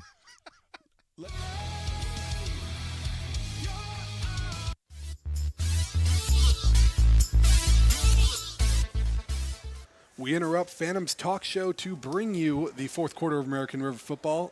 Pirates lead this one 28-14. Start of the fourth quarter, 1st and 10 from the American River 45. Tafoya going to hand this one off to Muhammad, and he's going to break into the open field once again, hit from behind on that. Not quite enough for the first down there, but again, what we've seen, a lot of downhill running lanes for Modesto in this second half. Muhammad's got the strength. We've seen him go outside, and now we just saw him make moves with his feet, too. He is the complete package in that backfield. I mean, I know we talked about Davis coming in with a team-high 349 yards, but Muhammad came into this game with 31 carries, 244 yards, and 4 touchdowns. So, I mean, really kind of a tandem in this backfield, and he's taken over here as Muhammad again barrels forward, and he's going to have enough for the first down there. It's almost an embarrassment of riches that they have at that running back spot. I think that's kind of the key, too. And, I mean, we've seen this a lot with the high school programs down in that 209, so it makes sense that Modesto's like that, but just running back after running back. And, AR's had a little bit of that, too, but that running game's just gotten a little bit stagnant here in this second half. You mentioned that southern part of the section. I was just at a game, Central Catholic Manteca, and those running backs are just like Muhammad, just super strong, physical, dynamic, and they just wear you down when that fourth quarter hits. Tafoya in here. Once again, handing this one off. This time to Caden Bailey, who's got room on the outside. And again, another chunk play for the Pirates. And I think they're content just getting 4, 5, 6 yards at a time down the field as they really eat away at this clock and look to put this game away. How cool is that? Caden Bailey from Hillmar gets a nice carry and lead blocker right there. Alex Cardenas, 6'2", 295 from Hillmar as well. So 2 former high school teammates doing great stuff there at Modesto and getting them inside the 30-yard line. I think the key thing here, too, if you're Modesto, is now you're really playing the clock, because even a field goal makes this a 3-score game. And I think if you're the Beavers, the question is going to be who's going to be the guy set this edge and get them behind the sticks. And I'm looking at a guy like Akil Martinson trying to get some inside pressure here. I feel like that's going to be the key as Tafoya rolls out this time, a little play action. And Martinson comes in, looks like with the hit. No, never mind, that was late flag comes in there too. Braden Glover, and it looks like a little battle between a receiver and DB and a late flag. So incomplete pass, and I think the question is, depending on who this flag is going to be on, that could be the difference between some new life or a backbreaker. I think they're calling pass interference because of the early contact before the ball was there. Looks like it, and they're going to get Dutton for that one. I thought Tafoya could have run that for 10, 15 yards also. It looked like he could, and then the pressure ends up coming in, and a tough break for the Beavers right there as now this moves the Pirates into the red zone.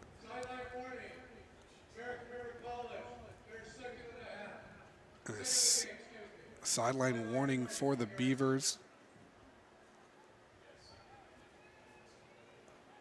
as Modesto moving slowly up to the line. Tafoya puts a man in motion.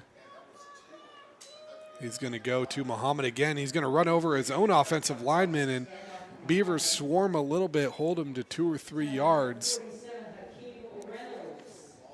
Hakeem Reynolds with the tackle there. Chris, first time calling his name the Grant High School product. Grant's got stoppers, they've got athletes, they've got everything, and that's why Grant's been to 3 straight state championship games and won 2 of them. And Hakeem Reynolds was a key piece of a lot of those runs, too. And keeping these Grant guys home here at AR, a huge reason why this team's been so successful. Man in motion, but they're going to give it to Muhammad once again. A little trickery. And he's going to turn that into about a 4-yard gain once again. I don't want to say the Beavers bid on that because Muhammad got about what he's been averaging there, but it's just that bowling ball when he gets moving with some momentum and he gets up to speed so quick, it just makes him so tough to bring down. What you're seeing, too, is this O-line is just getting an extra push in the second half. Muhammad again barreling forward, and it looks like he's going to have just enough for that first down. Maybe. And they're going to move these sticks once again. So 1st and goal coming up for the Pirates, and they are just wearing them down and imposing their will on this game right now. That's Modesto Pirates football at its finest. They've shown it in the second half. It's been, 21-0 in their favor, and they've got a chance to make it 28-0 here pretty quickly. Tafoya lining up. Nobody out wide. Everyone in the backfield there as he's going to give it to Muhammad again. A flag comes in on that play and a push, but we have 3 flags out on the field, so everyone saw something there, Chris. Yeah, let's see how this call goes, but you got to love the way that ARC defense just swarmed to the ball there. And 12 men on the field, so some miscommunication errors. You know, we talked about the 0-4 record for the Beavers, and if you look at who they played, I mean, they've played some tough competition, but it's important to note, too, Modesto coming in at 1-2. A win against Santa Rosa, but then a loss to San Mateo and a loss to Butte. Those 2 programs, no slouches either, so the Pirates are coming in battle-tested as well. Strength of schedule matters. It matters at every level, and it shows here. Even if, let's say, American River goes 0-5, it's against about as good of a schedule as you're going to see. And this is another ranked team that they're playing. So 5 games, 5 teams inside the top, not even 25, but the top 20 of this state. And some of them nationally ranked as well. Yes, like CSM last week. And Tafoya now, 3 men out wide, and he's going to roll out this one. Looks like he's got his men beat to the pylon, and a shove right there by number 32, Zaire Fortune, and it looks like it might have been enough to save a touchdown. So Beavers live to fight another down. We do have another flag out on the field, though. Zaire Fortune, he has got a lot of range. That's what he did at Will C. Wood in Vacaville. He led some really strong teams, especially his senior year there, and he's a part of a really good 2022 team there, and he looked like he just did in high school on that play. I think one thing American River's done a good job of is to get this penalty.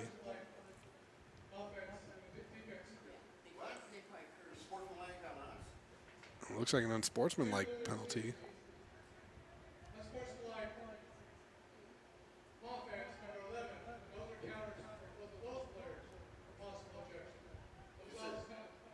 Another offsetting unsportsmanlike penalty, but you know, one thing American River's done a good job of is when you see these guys like Will C. Wood and some programs that aren't necessarily quote-unquote football powers, they bring these guys in. A lot of times these are players that are D1 talents that are under-recruited, and I think Fortune's a case of that right there. I love that when you recruit every school, not just a couple. Muhammad barrels in for another touchdown as the Pirates make it a 3-score game with 10:29 remaining. And it feels like that might have just been a put-away drive early in this 4th quarter. Yeah, that feels like a backbreaker. This whole second half has felt like Modesto. That first drive for ARC, they were starting to move the ball well, a turnover, and it seems like that Modesto's just taking control with an interception, that fumble, a punt return touchdown, and everything else. And now they make this extra point, they're going to go up 35-14. It looks like it's going to be Padilla attempting the extra point again. Did miss one earlier in this game, but that one right there is going to be good. So 35-14. And now if you're the Beavers, I mean, what you're looking at right now is not, I think, where they thought they would be going into the half here, but what do you say to kind of get this offense going? And is this one where you wave the white flag and maybe just try to get some continuity of the offense, or are you still taking aggressive shots and seeing if you can get back in this game? I think you want to just build some momentum going into the rest of this weekend and going into the next week, but there's still 10 and a half minutes left, and we've seen some crazier comebacks at the high school level, the FBS level, the junior college level too. I've seen some greater comebacks in the fourth quarter than this before. And it's important to note too that after this, I mean, conference play starts, and this conference is no joke too, but they do get the bye week, and I think that's going to be a nice reset button no matter what the result of this game is, even if it's looking like a Modesto win, just getting that chance to kind of reset and maybe reconfigure things after what feels like a sprint of just gauntlet after gauntlet of program you're going up against. Yeah, I think that bye week comes at a perfect time this point, late September, early October. Get a chance to reset, maybe get a couple of days off in there, then you go right into conference play. And you played some of the best already, so I don't think you're going to be surprised about anything at this point. As Anderson lets that one sail through the end zone. So Beavers going to be taking over here, 10:29 to go in this game, trailing 35-14. And Chris, how do you get a Curry going here now? It's dial something up for Torres here. You've seen, it looks like Modesto's made a few more adjustments. They've used that length to their advantage, but can you start getting some of those connections with Torres here? Maybe even just a quick hitter to him. And as we're taking the field here, looking at some of the other scores in 3C2A, Sequoias beat Butte 42-38, so a big win there for the Giants. Feather River 49-0 over Cabrillo. As Curry gets this ball, rolls out on a bootleg, and looks but read right away. And Frank Callum with his second interception, 2 drives in a row. And it feels like the wheels just falling off of this offense right now for the Beavers. Frank Callum knows where this football is going every play. He must be dominating in the film room as well. He is a tremendous talent. I think he's just gotten himself a few offers today. Yeah, really. I mean, that 6'3" frame, 6'3", 200, that's a big D back. I mean, that's almost the size of a linebacker in a way. And just great defense here by these Pirates in this second half. Great adjustments. Kudos to them for that. Keeping it with some of these games in the 3C2A.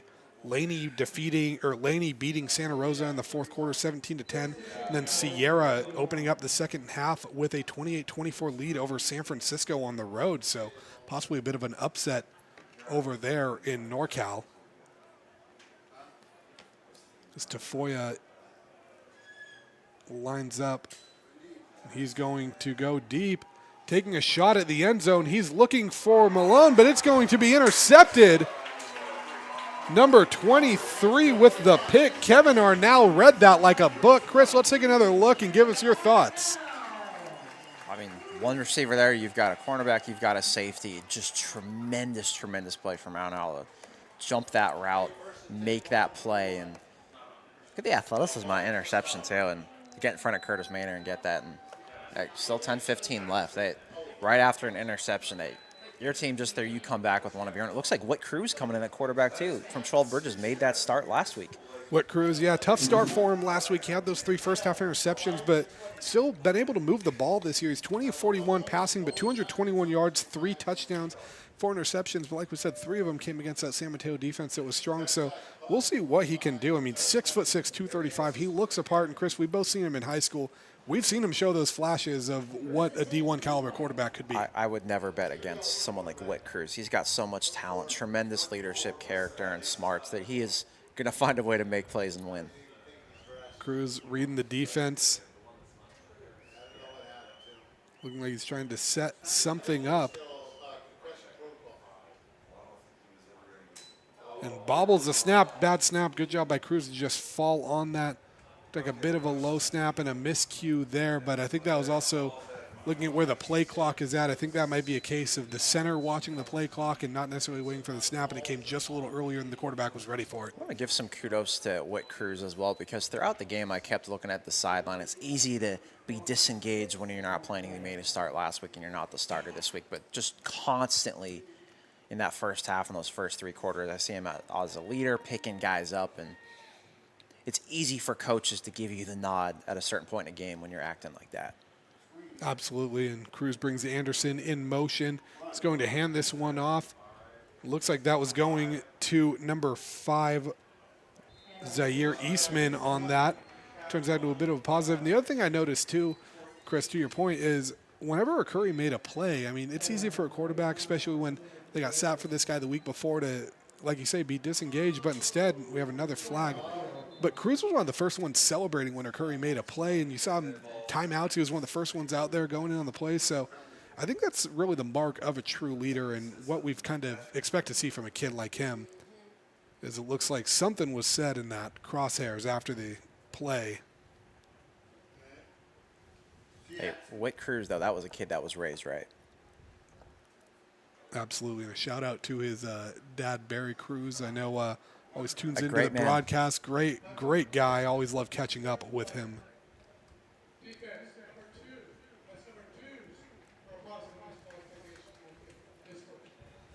And Sportsmanlike is going to give the Beavers 15 free yards. So again, we talk about these extra chances. Beavers just got another one there. And I think if you're looking for continuity at the quarterback position, getting this second chance and Cruz maybe helping this offense find some wheels could be something you're looking for too as this game starts to wind down. This could be the perfect spot for him, too, because he is someone that can really hit the big and explosive plays. Our Curry did a great job of utilizing every part of that game. Whit Cruz just has a super strong arm, and 6'6", what he can do, he's somebody that can really rally you late here in this ball game. Phillips in motion. Cruz looking for Torres. Torres finds it on a little screen. Ends up getting a couple yards, a little shove there late, and I think the Beavers wanted a flag, but not going to get one there. And moving the ball, Cruz did come in the, I believe it was the Fresno game due to an injury to Jet Harris, and came in, threw for 3 touchdowns in there. So we've seen the flashes from him, and I think maybe a low-pressure situation, too, is a good thing to maybe get a guy's confidence back after a rough week. He was part of that first senior class at 12 Bridges that went 10-0 in the regular season in 2023. He set the standard, and they haven't lost a regular season game since. Whit Cruz takes the snap, hands it off to Eastman. Eastman's got room right away. Splits 2 defenders. It's going to be wrapped up by number 40 on that play. Looked like MJ Uili, Modesto product, but nice poise there. And Chris, you mentioned that from Whit Cruz. Another fun tidbit about him, Western Sierra, a program that's been struggling to even keep a team on the field. Whit Cruz led them to their last win on the field as a freshman. What do we say? The kid's just a winner, plain and simple, on and off the field. Low snap, Cruz takes it. He's going to go deep. He's looking for Torres, and he's going to be tackled, and I don't know how you don't throw a flag right there. Tackled there. Is that only because you're saying that it wasn't catchable that late? But he still took him down. I'm shocked that there's not a flag. But we see another flag here in the backfield, though. And feels like this one's been called pretty fairly all game, but that one is just a head scratcher. I don't know how you don't throw a flag when you're tackling someone when the ball's in the air. I mean, it was over his head a little bit, but who's to say he wasn't going to get to that? Exactly right. You could make a claim that at that point the ball was already hitting the ground and he wasn't going to get it, but contact is contact there. Unfortunately, you get flagged for your own penalty, and now it sets the offense back. But I do love the ability that they went deep. Now, the American River fans, we can hear on the mic, letting them hear it a little bit, and I think it's rightfully so. But then again, no use crying over spilled milk. You still have first down, time to work. Cruz sets up the offense. And I'll gladly say I do not want to be a ref. I appreciate what these guys do every single week. Absolutely. Eastman takes this one, finds a little running room. So Eastman, a player we're kind of seeing a little bit, and Beavers got to be careful there. I'm finishing the blocks. We've already seen a few penalties here in this game, so got to reel it in and don't want any ejections here, especially going into conference play on the horizon. But Eastman finding a way to kind of get this running game moving a little more here in this second half. Product out of El Cerrito, section champion, league champion, and I think he's earning himself more playing time with what he's shown in this fourth quarter. Cruz in the shotgun. Looking back, screen pass, finds Eastman. Eastman's got room to run and just met up once again. Reyes Diaz, nice hit there from him. And Reyes Diaz at 6'1", 220. That is a sturdy linebacker to be hitting you, and really a lot of height and size on this Modesto defense. You've got to like, though, you went from 1st and 20 as an offense there after a tough penalty call to getting to 3rd and 8 and moving these chains just a little bit. Now you're making it a lot more manageable to move down the field here.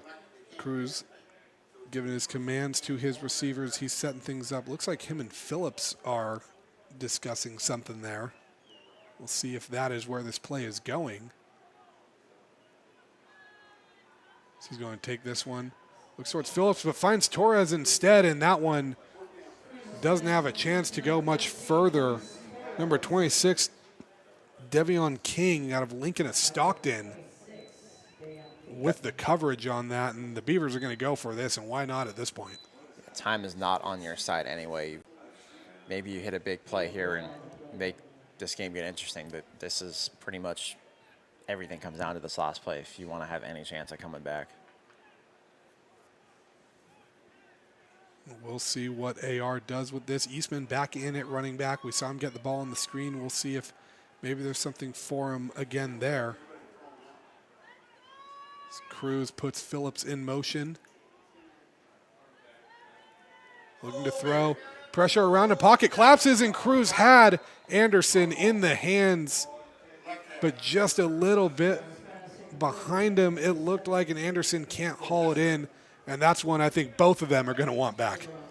That was a nice job there, evading that pressure, stepping in the pocket, and getting what looked like a first down pass. Unfortunately, not caught.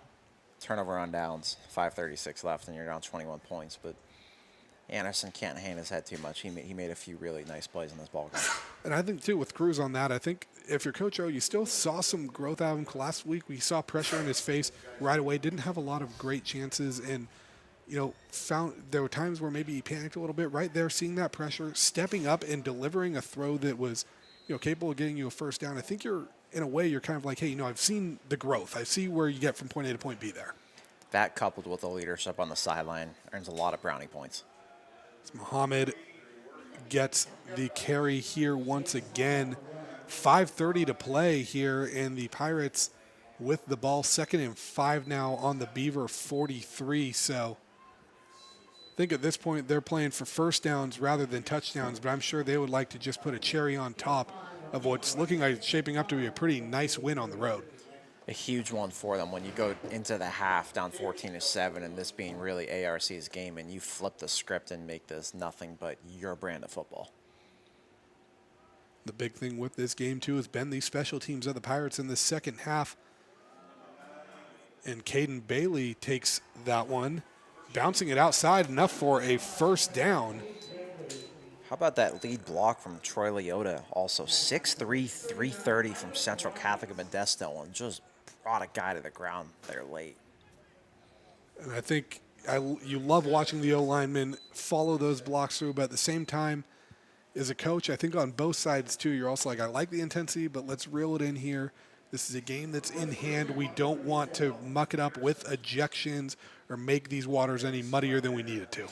It is a little harder sometimes at this level, though, because you want to get that film and get that opportunity at the next level. So there's a delicate balance. I'm not sure that can really be found. Best way is just play to the whistle, but maybe not play through. It looks like Bailey in that backfield once again. Hanging it off to him. He's going to go up the middle this time and has a lot of running room. And I think the big thing we've seen with this is these blockers a lot of times are getting to that second level right as these running backs are hitting the hole, and that's where these gains are turning from what could be 3 or 4 yard gains to 8, 9, and 10 yards. Yeah, they're just wearing you down.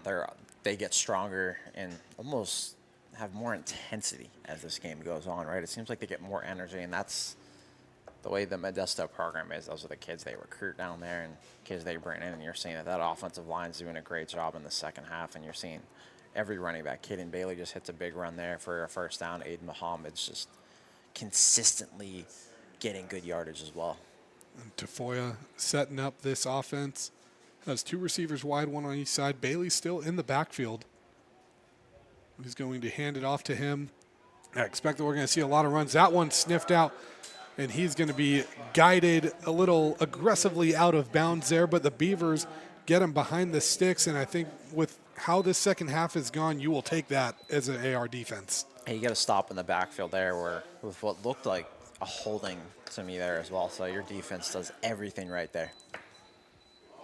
You don't often see rushing plays go for a loss of 5, but good job there by AR, and nice little way to show that you guys are still kind of engaged in this. You're still checked in, still going to be playing aggressive football. It is. That's the way you have to play all 60 minutes of football and go start to finish. And coaches are always looking at how hard you're playing here, and that's what's going to determine depth chart stuff too. I think that's a big part of these last couple minutes too, is Tafoya hands this one off to Bailey once again. But I think a big part of where you're at, especially when you face this tough preseason, you're staring at a potential 0-5 start. A lot of this is maybe a gut check type of thing where if you're Coach O, you might be challenging some of these guys of, if there's a spot on this depth chart, go out and take it. And, who's going to step up? Who's going to be the guy to earn this playing time? Because the good news about this is, as much as the 0-5 thing is a bitter taste, conference play is still in front of you. And if you place top 2 in your conference, you are going to the postseason. So everything that you want to go after is still within reach. And maybe the road's a little harder now because you're going up against some of these, talented programs, or maybe you're going to have to hit the road for some postseason games. But the postseason is still very much at play. It is. Right? There's plenty of season left. Just because you're going to go to 0-5 more than likely, that does not mean your season is over. There's seen one of their playmakers on this team is from Laguna Creek High School, and that is a team that schedules tough preseason. They were 0-4 going into last night. They always finish like 4-1, 5-1 to end seasons. And why can't American River do that? That's just, it's finishing strong. They've still got a chance to accomplish a lot of their goals that they have. And bye week's always a good reset. And if you're these players, what do they say? Every play, every day is a job interview, essentially. So this is where coaches are really looking at seeing what you can do, how hard are you playing, what plays are you making, and are you playing really good disciplined football? I think the big thing about it, too, is we've seen American River teams do this before. We've seen AR teams start 1-4, 2-3, and go on postseason runs, and even seen them reach that NorCal title game. So it's not one of those situations where, it may feel like a mountain to climb, but I think in a way you got to just mentally find a way to make that mountain a molehill. Yeah, it really is. It's losing stinks, yes, but through it you learn a lot of great lessons, and that's how you also get better, right? Maybe they find the right adjustments in the bye week and they just come out with a vengeance. A nice little push there from the AR defensive front. I believe that was number 53, Isaac Estacio, leading the charge there, and 4th down now for the Pirates. Estacio from Intercom. Here's what he did his senior year there. 24 tackles for loss. Talk about just a freaking machine.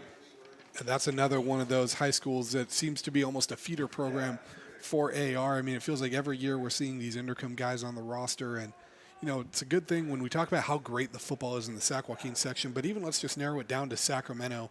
When you think of your powerhouses, you think your Folsoms, your Grants, your Intercoms, your Rocklands, your Del Oros, your Granite Bays, and when you look at these rosters, a lot of these names are guys that are from those programs. And even some of the smaller schools like your 12 Bridges and whatnot, your Placers, your Dixons, they're getting guys from that. So, I mean, being able to recruit these big school guys, these small school guys, and keeping that talent home, that's a huge thing. And I think that's why the Beavers have been successful here, and why I still think there's reason to be a lot of very optimistic heading into conference play, because you guys come from winning programs. That's a testament to good scouting, good recruiting there as well, because you're hitting not just 2 or 3 schools, you're hitting 50, 60, and getting guys that might be underlooked, but you know what they can do. As that field goal low, but ends up somehow finding its way through all those AR hands. So Emmanuel Garibay with the kick there, and I believe that was a 44-yarder. On that one. So 38-14 with 1:47 left. We will be right back here at American River College. Here at Super Taco, we specialize in authentic Mexican food. One of the reasons we are different from other places is that we make everything from scratch. You get a great value when you come here, large portions and quality food. Our most popular dishes are many different kind of tacos. We have giant burritos, different kinds of enchiladas, and the fajita. If you're ready for real Mexican food, stop in at a Super Taco. We love to see you.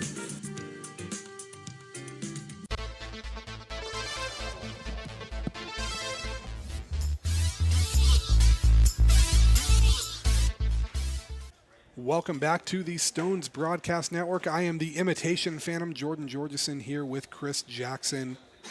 Chris, thank you for joining us for this game. Modesto leads this one 38-14 in the fourth quarter, 1:47 to play. It's Garibay off the heels of a 44-yard field goal is going to kick this away. And it will be fielded by, looks like number 83, new name back there, Tamil Horton. Horton with some room kind of falls forward, and it looks like he's going to be around the 27-yard line. And we'll see who the Beavers trot out quarterback. Last drive, it was Whit Cruz. And we have another late flag here. We've seen some chippiness in this game, Chris, and if you're the coaches for both sides, what are you telling your guys as I think both teams are looking to get out here without any ejections or suspensions? Yeah, don't cost yourself and don't cost your team. That's the biggest thing. There's nothing wrong with playing with an edge, but don't cross that extra line and don't make a mistake that costs you a game and costs your team. And it looks like the Beavers are going to get a free 15 yards here. And the important thing, too, is we talked about wanting to put everything on film, and that's why you're finishing these blocks, why you're still kind of playing a little longer in these lopsided games that, you don't necessarily see at other levels. But on the flip side of that, everything is on film here, too. So a lot of these Division I potential coaches and scouts and everything, they're seeing this stuff, too. And this could be the type of thing that costs you getting a Division I scholarship if they feel like maybe you're having costly penalties. They watch everything. Looks like another new quarterback here for AR. I believe that's number 10, which would be it's number 15, Julian Vasquez from Folsom. And Vasquez, this is his first action at quarterback for the Beavers this year. 5'11", 180. How many quarterbacks have come out of Folsom? And I mean, the crazy thing about it, too, is when you look at Folsom's lineage at quarterback, a lot of times these are guys that were backups in high school, and they're still finding ways to play at the next level. That's the way they are. Kids want to play for Folsom. They want to play for Paul Doherty, who's a quarterback guru. And I remember watching Vasquez in practice, and he was pretty impressive there, too. One thing these Doherty QBs are going to have is they're always going to have the IQ as Vasquez faces pressure right away. He does a good job evading it, tucks it, and runs. And Julian Vasquez showing off the legs, young man. That shows like a couple other Folsom quarterbacks we have come to know over the years. Let me give a shout-out to 35 there, Titus Leota from Modesto. You're thinking at that point we've seen some chippiness the last few minutes. Does he give an extra shove? No, grabs the jersey, holds him up, and doesn't cost himself or his team there. So a good display of sportsmanship there as the clock winds down below a minute. Definitely. If you're the Beavers, too, I think, Vasquez getting him some minutes here and maybe even trying to see if you can get in a situation where maybe you can put some points up on the board before the end of this game. 54 seconds left. You're now in plus territory, so still a chance to end this game on a high note and go into that bye week with something to build on. They showed some great film in that first half. Build on that. And Vasquez goes deep to Horton, and Horton getting mauled on that play, but no flag once again. I think he was trying to get it. And Vasquez put up a good ball there for Horton, and they're going to get another flag here, and that's going to be someone from the Beaver sideline looks like said something there.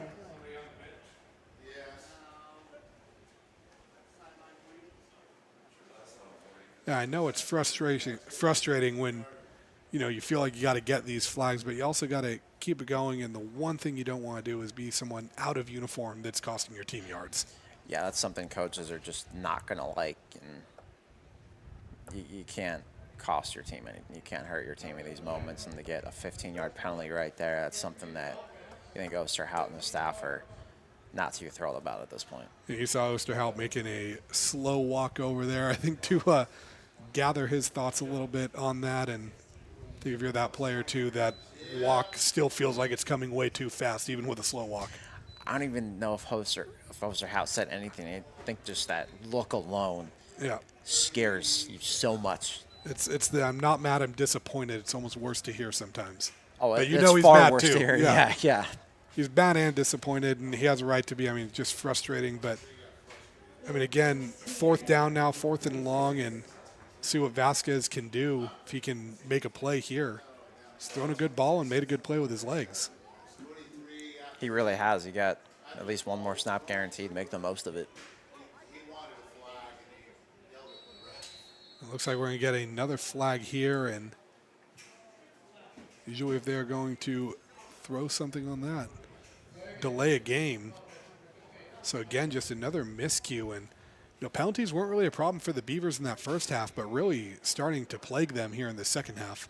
Been just a really difficult second half when it comes to the turnovers and the penalties and that blocked punt as well. But like we said, right, not their best half of football, but that first half of football looked really good. And if they can play like that the rest of this season, you're going to see quite a few wins stockpile on that record. I think so too, and I think this schedule is going to pay off, especially when you see some of these other games coming through. Some tough opponents again still on the schedule. Vasquez looks deep to throw, and the pocket just collapses around him. Not a ton he could do there. Number 34 on Modesto making that play. That's Juan Saverda, a Kimball High School product, and that is going to put the cherry on top for the Pirates and the nail in the coffin for the Beavers. Just not enough time there. Eric Phillips got open on the outside, but pocket collapsed. Another play from this Modesto front seven, and they'll probably just kneel the ball down, run one last play, and make this thing over. Yeah, that's what it's looking like. The package out for victory formation. And, that's the problem when you get in those 4th and long situations. Vasquez, we can see the plays that he can make, but when you need everyone to be in front of the sticks, sometimes it takes too long for those plays to develop, and you either have to settle for throwing shorter than the sticks or end up, having a play blow up like that. And that's where it can lead to the problems where you end up giving the ball up at the 24. And with the time left in this game, it's not really going to make a difference, but that's one of those things that you're going to want to work on. Yeah, it is. There's a lot of stuff on film that might be good to watch in these next, 2 weeks until their next game. You got plenty of time to look back at the stuff and see what you got to do and those adjustments you've got to make to really get into the second half of the season strong and make that push for the playoffs. And I think if you're the Beavers right here, it's, long talk. I think that timeout and talk might have more been something along the lines of nobody do anything to, get this to turn ugly at the end. Let's just, get out of here, get back to the locker room. We will have our talk either in the locker room or on Monday. As Tafoya kneels this one down. And I don't believe he will need to snap this ball again, as the teams are going to midfield. So the final from here looks like it will be 38-14 in favor of Modesto, behind a big performance from Aiden Muhammad, Dede Tafoya making some plays, and then in that second half, Frank Callum and Reyes Diaz really helping take this game over defensively with some turnovers. As that clock winds to below 0 and we hit zeros, don't go anywhere. We will be right back for our post-game conclusion here on the Stones Broadcast Network. When it comes to your home's maintenance and repairs, Jeffers Resource Group has you covered. Our handyman services offer a comprehensive range of expertise, from minor carpentry to drywall, electrical and flooring for property managers, landlords, and renters alike. We ensure that every job is completed to the highest standards, so you can have peace of mind. Contact us today to discover how Jeffers Resource Group can help keep your home in top shape.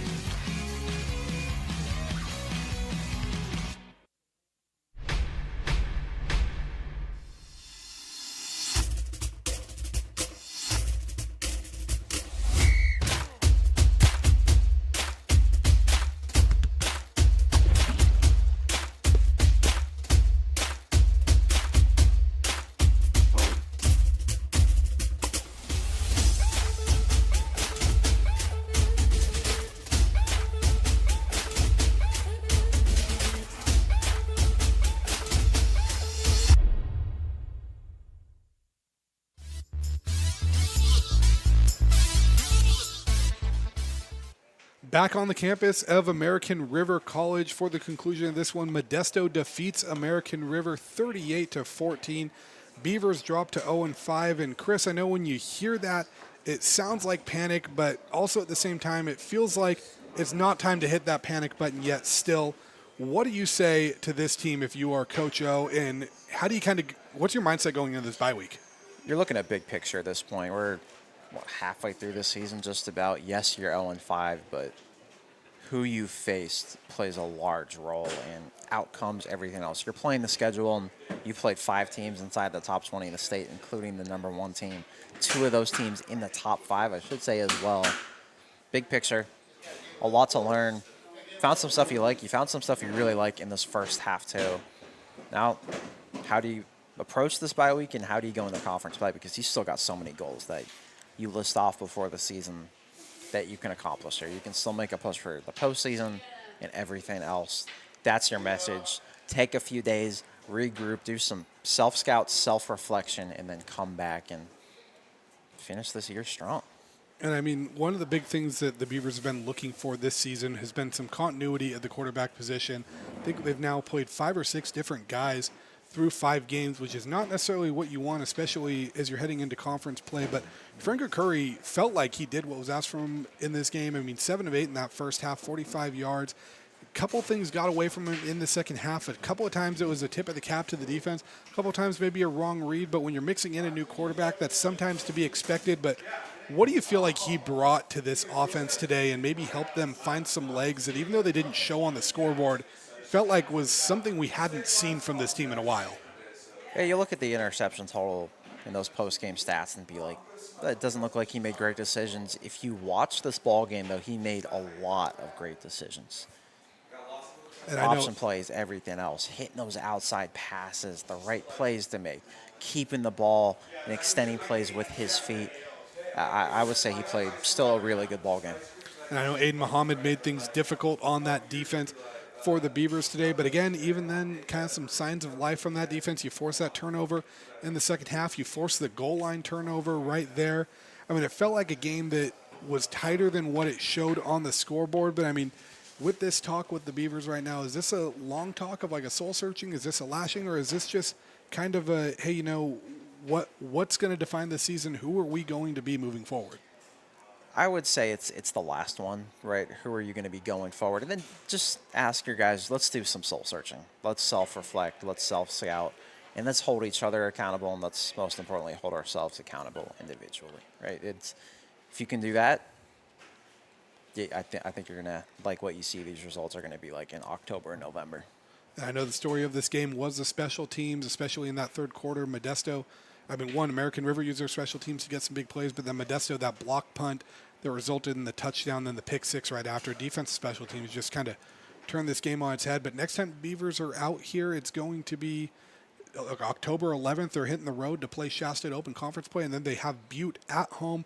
What do you expect from this team with that Shasta game, even though it's 2 weeks away? And are we going to be seeing a team that is in the win column next time we see them back here? You'd like to think that you'll see them back in the win column. Just that first half alone, they played a better game than Modesto. Yes, Modesto outgained them, but ARC made those bigger plays. They hit plays on special teams. They hit plays defensively, got stops, and they hit some plays in the pass game. Right? Got some good runs. Quarterback ran the ball as well. Hit Luis Torres. A lot to like there. I think a lot that you can still build off, and also the way your team finished in this ball game where, yes, you lost by 24, but coaches always preach let's play 4 quarters of football, and that they did. They still played with intensity there at the end and didn't let their foot off the gas. And last thing for me, Chris, thank you for joining me today here in the booth, kind of filling in as we have our little motley crew of a broadcast team today. But Chris, where can people that want to hear more find you, or where, if they were just disgusted by this, can they block you? Twitter at West Coast Preps _ if you want to follow the Sacramento account. It's WCP Sacramento. And then westcoastpreps.com, monthly subscription. You can get 7 days free with WCP, the number 7 in days, or yearly subscription to WCP 30 days. But we'll be covering all things high school sports, and we'll have some stories coming soon on junior college football and some of our guys that we've covered from the Bay Area to Sacramento making a name for themselves at that junior college level. All right. Thank you so much, everyone, for tuning in. I've been Jordan Georgeson with Chris Jackson to American River Football on the Stones Broadcast Networks. We will see you next time.